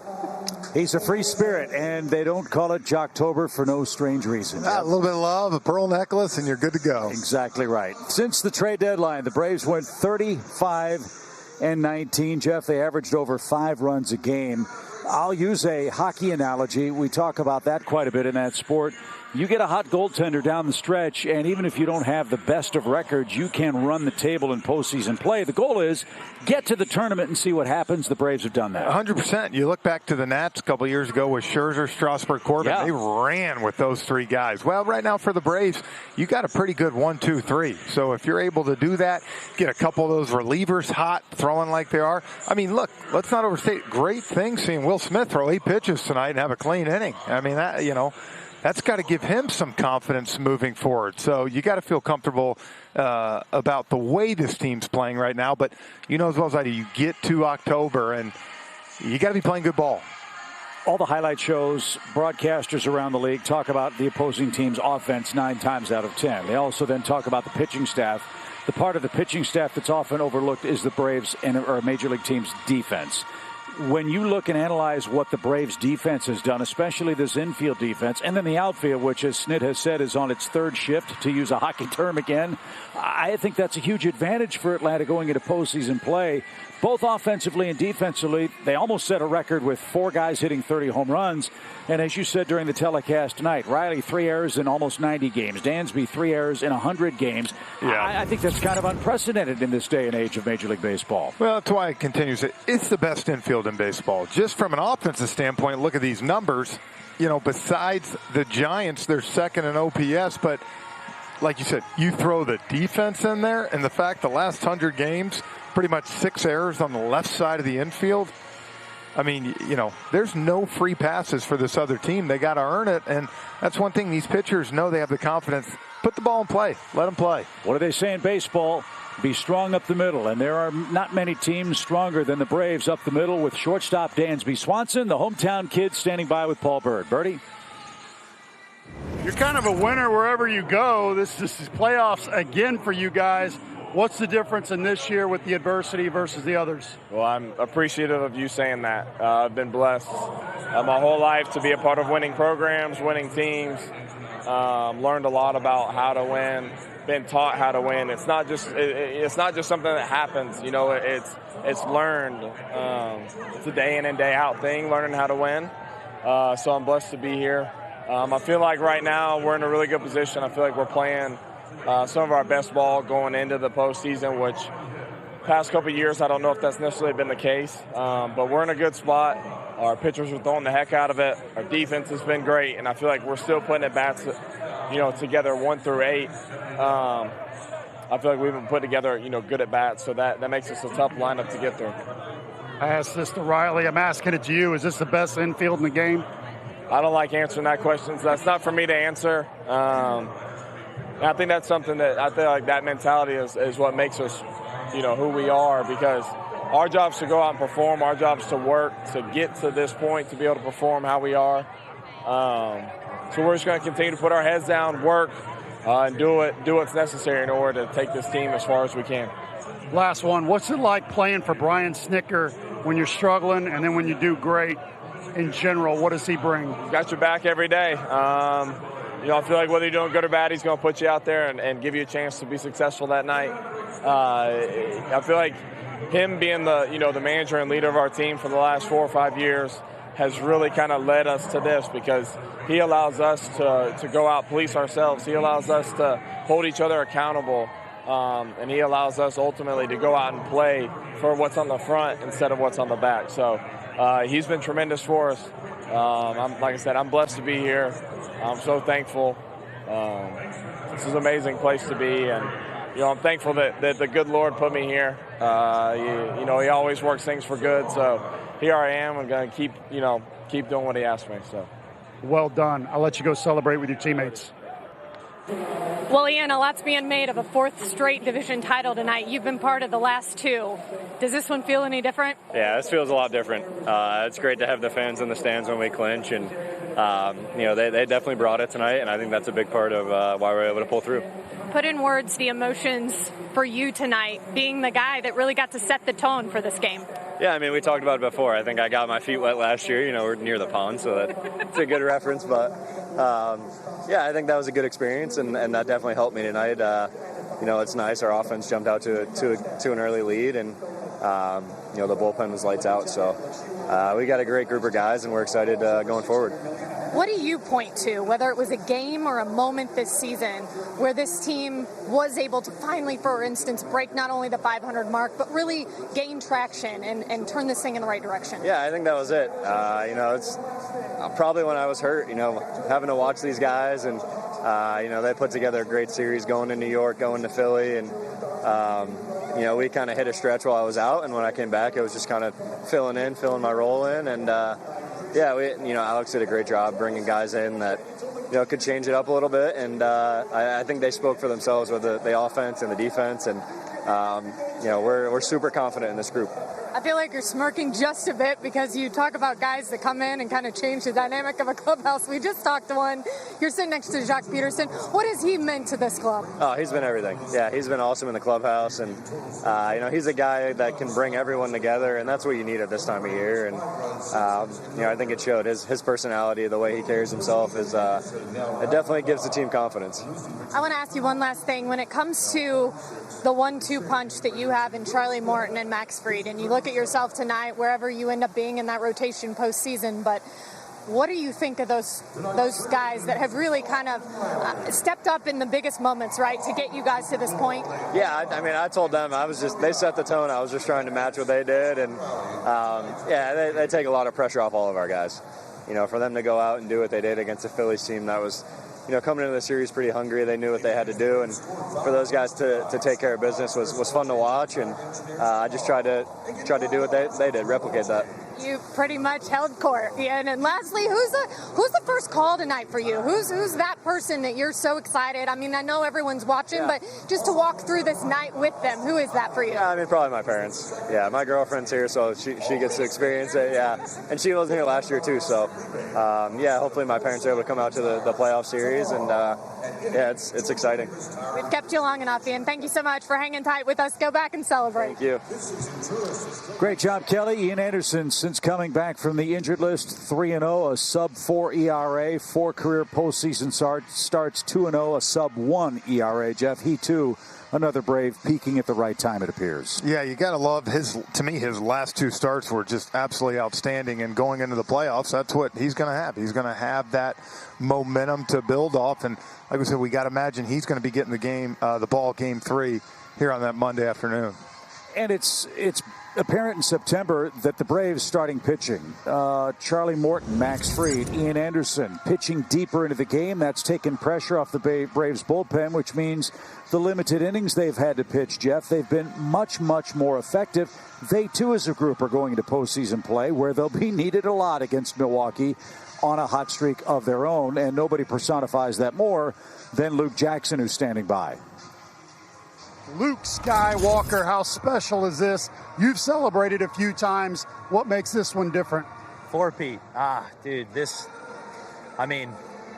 as a team effort, at that All-Star break, losing to Acuna, losing to Soroka, all those just big names going down, left, just Travie missing a bunch of time, Vogie going down, just And AA doubled down on us. We went back in. We got some players that were huge and crucial and carried us, and we just kind of stuck with it. And the Braves way kind of grinded it out, you know? You mentioned the fans. How crazy were they tonight? Dude, I'm gonna be honest with you. Wednesday night, I was like, I hope they show up. And Thursday night, you guys did more than show up. It was special. That light shop tonight, I walked out just to like get the chills for a little bit. How proud of you is that bullpen in the second half, how they helped turn this team around? I mean, I've been saying it since day one. We got talent down there, and there's some guys with unbelievable stuff, and it was going to come, and it just caught at the right time and struck fire, and next thing you know, we were on a run with it. Thanks for letting us be a part of it. It's a blast to watch. Thank you so much. One thing we love about the Braves is it truly is a family affair. You saw Brian Snitker hugging his wife, Ronnie. Freddie Freeman with a hug. Freddie's a great hugger, as we all know. What a special event for the families of these Brave stars. Chelsea Freeman and Freddie enjoying an embrace as the Braves win their 4th straight division title. Ozzie Albies and his brother. I mean, there's so much more to this team than just what happens between the white lines, and I think we're all guilty of forgetting that. And, of course, Luke and Jude, Thunder and Lightning. Brian Snitker's beautiful grandsons. Well, one liked to kiss, the other one not so sure about that. As the Braves celebrate today. Travis d'Arnaud, the Braves veteran catcher, Silver Slugger last year, back from injury, back behind the plate, back swinging the bat well. He's standing by with Paul Bird. Travis d'Arnaud, everybody, an incredible season. You were hurt, you were on the IL, and then you came back, and this team turned around. What does that mean to you? Oh, man, it's been a crazy year. We've had 7 different catchers. Myself, Alex Jackson, William Contreras, Jeff Mathis, Jonathan Lucroy, Stephen Vogt, Kevin Smith. All 6 of the other guys kept this team together until I came back. So a lot of them deserve a lot of credit. They all deserve a lot of credit to keep this team glued, and especially during the rough times when we were, 52 and 59 or something like that. And I mean, we did set a record of going win-loss, win-loss, win-loss, so that was pretty cool. But to end up winning the East is special, and I'm just thankful to be a part of it. Your opinion on the starters and bullpen going into the playoffs, this pitching staff? Oh, everybody's has such open communication with not only what they see, but what they feel, especially on the day they're pitching. I think it plays big, especially in playoff time when certain pitches and certain situations are going to be needed, and if they're not comfortable with it, then we know that going in, and especially against big hitters and first-place teams, it's very crucial, and I think we're all very confident heading in. Max Fried has been especially complimentary about you. How about he and Charlie, the big guns at the top? Oh, they're both special. They both have been in those big moments and have both thrived in those big moments. So it's going to be fun to be able to work with them in the biggest games of the year in October baseball, where we all want to be, and thankfully we're all there. Last one. Do you like it here in Atlanta where the crowd goes nuts? I love it here. I love it here in Atlanta. I'm so thankful they wanted me back, and let's bring a freaking ring here this year. I'm ready. Yeah, me too. Well, Jorge, you came over here from Kansas City. What are your thoughts as you stand here now as an NL East Division champion? Bueno, desde llegar de Kansas City, ¿cuántos tus pensamientos sobre estar aquí, campeón de la National League East? Bueno, me siento muy orgulloso de estar aquí. Gracias a Dios por la oportunidad que me ha dado estar aquí, al cambio por el muchacho que me cambiaron para acá, y estamos aquí para darlo todo. Oh, I feel very proud to be here. I thank God for the opportunity to be here, and for the trade, obviously, that allowed me to come and join this team. And like I said, very proud to be here right now. How have you been able to make such an impact in such a short time? Cuéntanos cómo usted ha podido tener un impacto tan inmenso. No me consigue, hay un bobote. Someone's got to translate for me. Oh, that was lost in translation. How did you make such a big impact in such a short amount of time? Sí, como pudiste tener un impacto tan importante a este equipo en poco tiempo así. Bueno, el equipo estaba obviamente para clasificar y traté de dar lo mejor de mí aquí en el terreno. Los muchachos son increíbles y de verdad que te dan ganas de salir todos los días a darlo todo. Yeah, I mean, the team was obviously fighting for a playoff spot, and I joined the team, and I just tried to do the best that I could and give my best effort. And honestly, the guys in the clubhouse are incredible.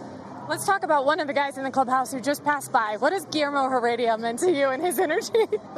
Cuéntanos en particular a Guillermo, que el impacto que ha tenido contigo y su energía en el clubhouse entero. Guillermo Heredia es increíble, lo conozco desde Cuba, desde que tenía 14 años lo conozco. Es increíble, tiene una energía. A mí me hace falta un poco de energía de la de él, pero con todos los muchachos me llevo súper bien en el clubhouse.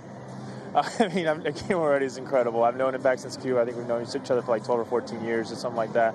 But, I mean, I think I could use a little bit of that energy that he has in the clubhouse. But, again, kind of that energy and that spark he brings, he gets incredible with everyone, gets along really well with everyone in the clubhouse. You've been a champion before, but what would it mean to do it with this group of guys? Bueno, que ya era un campeón, pero ¿qué significaría para ser un campeón con este equipo? Bueno, sería algo verdaderamente diferente y gracias a Dios que me dieron la oportunidad de estar aquí, a darlo todo y vamos para encima. Yeah, it would be amazing, and I just thank God for the opportunity to be a part of this team, and, let's get after it.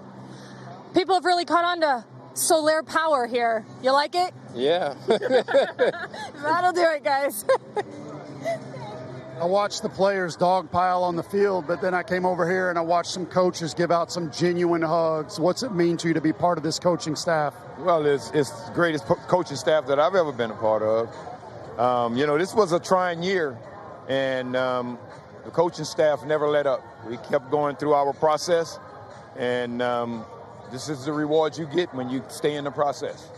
Every one of those infielders and some outfielders and some grounds crew and some people in the fans give you credit for this infield and how good they have become. What's it like to work with these guys? I'm just the engineer. I don't go between the lines.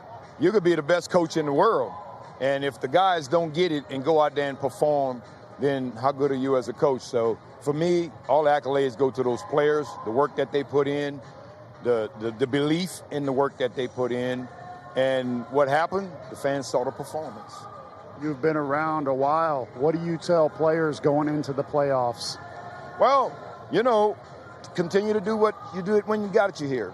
The work ethic, as long as we keep our work ethic, we're going to be fine.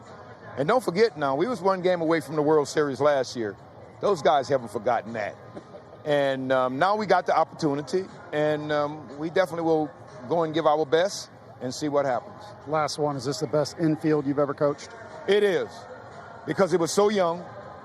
I've been with him now 5 years, and if you look out there, you can't help but love that infield. Don't tell anybody else, but you're the best interview on this team. Well, thank you so much.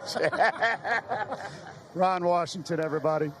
And he is the best. He is the hardest working coach in baseball, and that's with no disrespect to anybody else. He is a baseball lifer, and if you get a chance to meet Ron Washington and talk about the game, Jeff, you know how much he loves it.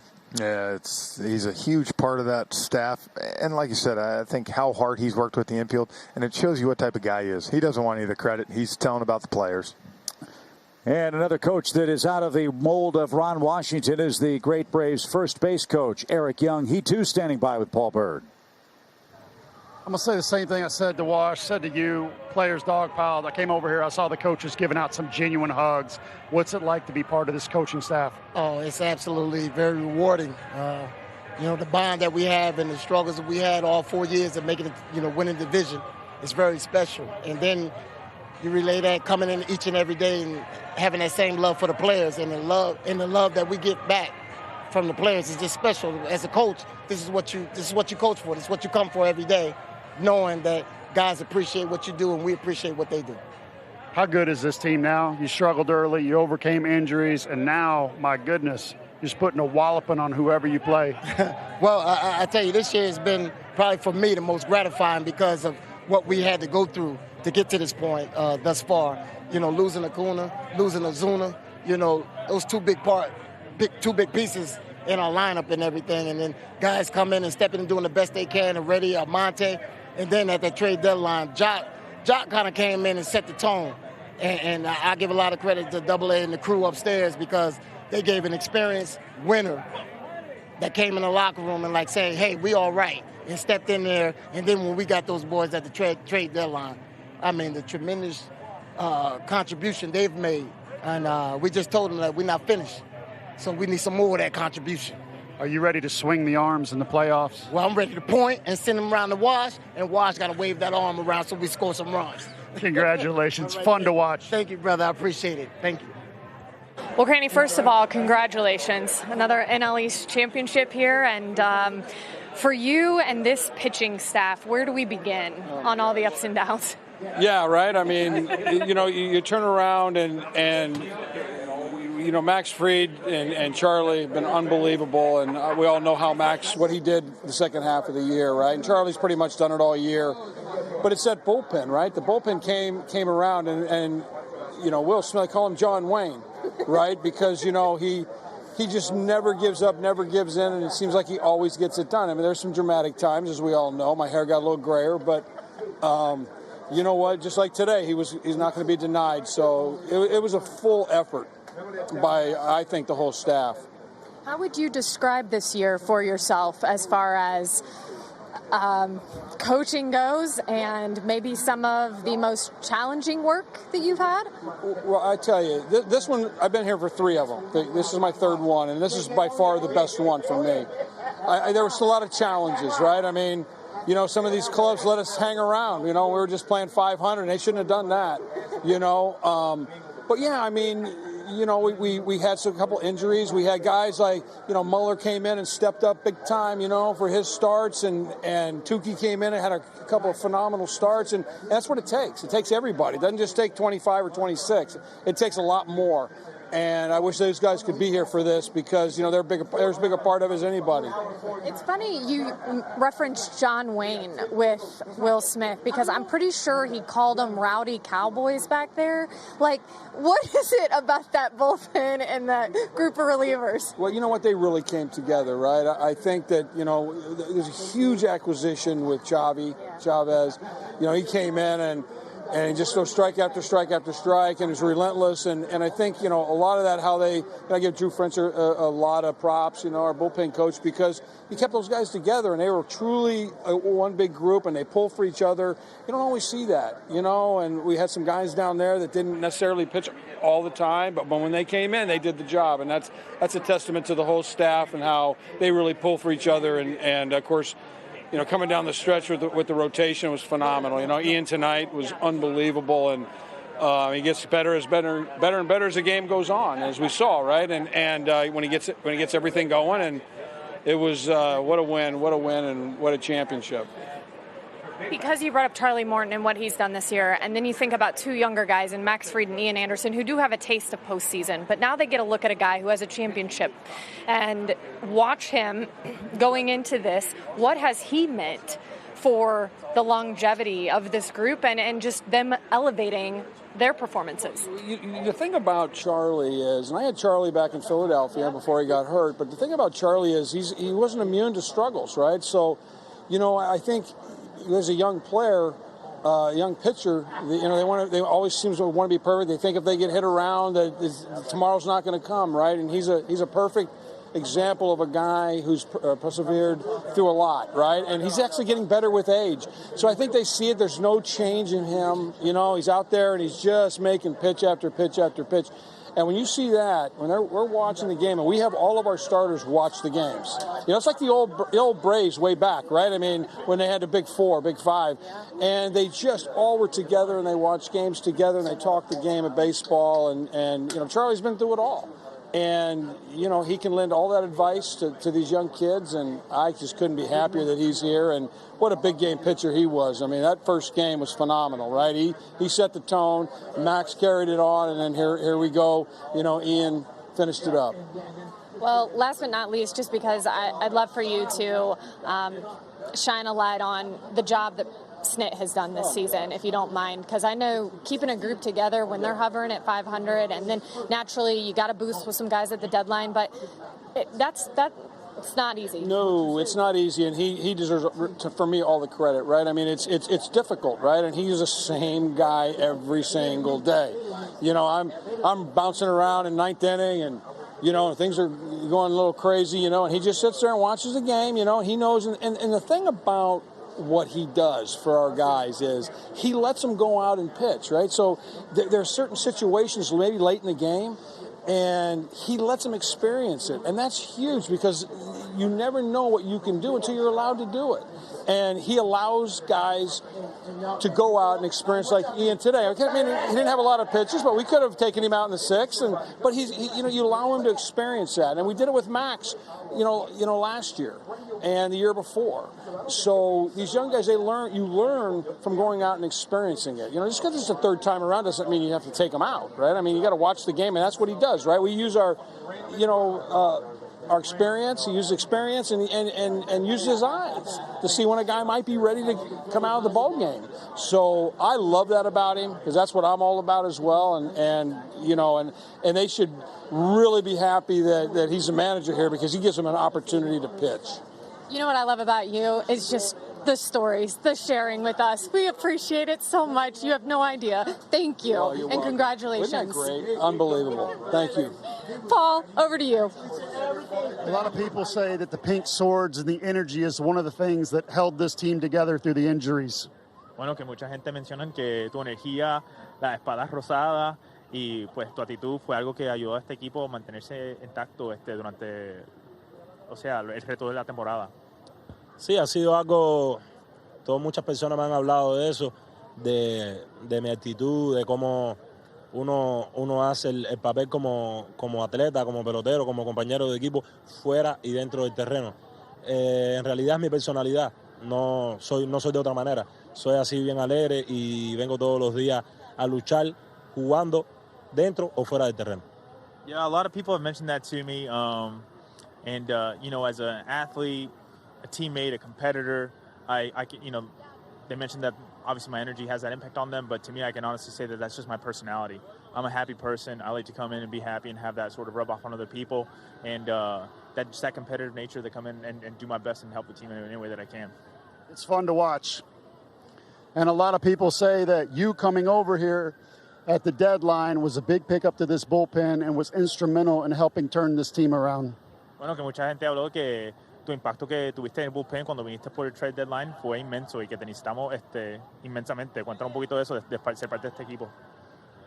En verdad me siento agradecido de la gran oportunidad que me han dado el equipo de Atlanta. Yo vine aquí con una mentalidad y era dar el 100%, llevar el equipo aquí donde estamos hoy en día, que clasificamos. Me siento agradecido, gracias al staff, a todos mis compañeros de la gran oportunidad que me dieron aquí. Me siento afortunado y vamos para la Serie Mundial. Nosotros vamos a ser campeones aquí en Atlanta. I just feel really grateful. I feel like this was an incredible opportunity that was presented to me, and I feel very fortunate for that. When I came here to Atlanta, I just knew I was like, I'm going to give 100% of myself. I'm going to leave it all out there on the field, and I just want to thank all the staff, all the players, everyone in that clubhouse who supported me throughout this entire process. I really appreciate it, and I tell you right now, we're going to the World Series. We're going to be champions.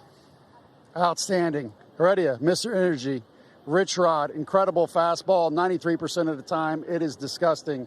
Rockstar translator Franco Garcia. Paul Berg, my first ever interview done while seated on the ground. All we need is a beach and some waves, and it would be better, but that's it. Paul Berg, Kelly Crow, great job with the post-game and celebratory interviews tonight in Atlanta. Will Smith seals the deal. Jeff, the Braves win the East for the fourth straight time. What a night in Atlanta, Georgia this evening. It was great. It's everything you wanted. It was a complete game. Another pitcher stepping up, throwing great, and the bullpen did its job. And now, look, you got 3 games left, but after that, the real fun starts. And we'll see how the Braves line up tomorrow night with a couple of days of rest and preparation, perhaps, because for the final time tomorrow, the New York Mets come to town. Jeff, it is what? The Friday Night Showdown. Indeed. Presented by Kaiser Permanente as we wrap up the regular season portion of the schedule at Truist Park in Atlanta. This truly was a team effort, Jerome Jurinich. The Braves used 54 players, 28 pitchers. They win the East behind that man, Brian Snitker, for the 4th straight time. And, partner, we can't think of a more fitting way to say goodbye to you as you wrap up your career at Bally Sports. Way to go, Jerome. We will miss you, and enjoy your postgame as the Braves celebrate a division championship again. Love you, J-Bone. Thank you, fellas. It was a genuine honor working with both of you and working with these Braves for the last 15 years. And, boy, they sent me out in style tonight. This was a remarkable run in 2021. Absolutely remarkable. Down in the first half, coming back, and then just staying afloat there win and loss, win, loss, and then that amazing run at the end. By the way, it's good to see Paul Bird working hard. Take a seat out there, Paul. Relax, buddy. Relax out there in that post-game show.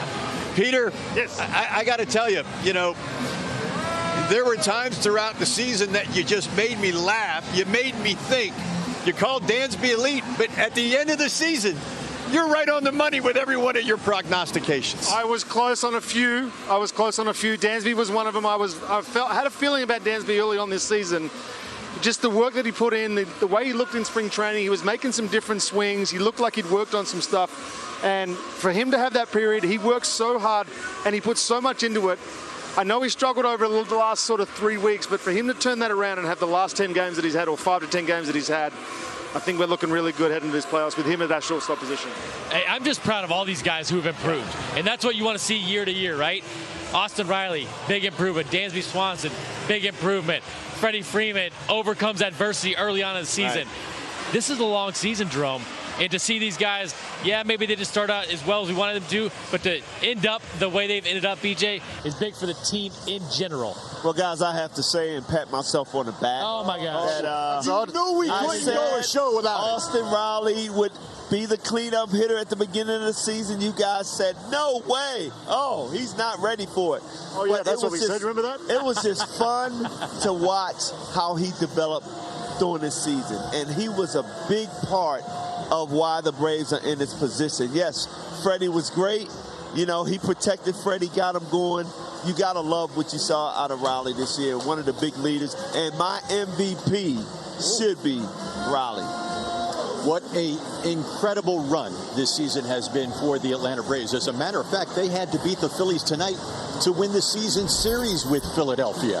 How crazy is that? They not only did it, they won their 4th consecutive National League East title tonight as they take care of the Phillies and they head off into the postseason with big dreams ahead of them.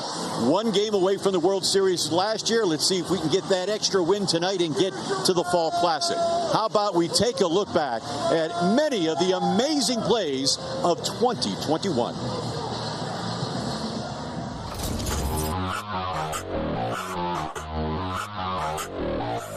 Braves are down to their last 2 strikes. Swing and a drive, deep right field. Ozzie into the chop house. Breaking ball, frozen. Shutdown inning for Charlie Morton.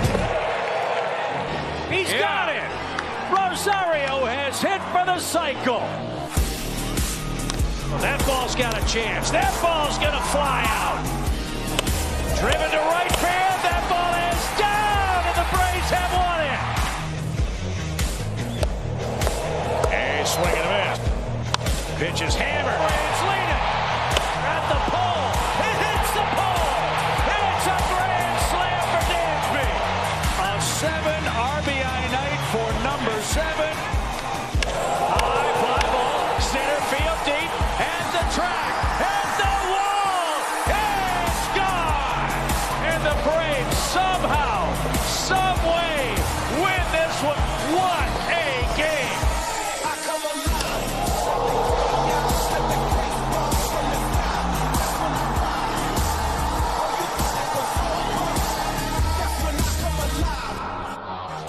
Swing and a drive. Way out of here. It's 1-0. Swing and a high fly ball. That one's into the bullpen.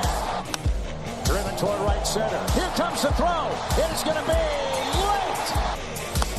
Albies first pitch ambush. Ozzie at third. It's 4-0. Broken bat, little pop. It's 5-0. The 0-2 pitch. He got it. Against all odds. Against all comers. The Braves are the champions of the National League East for the 4th straight year.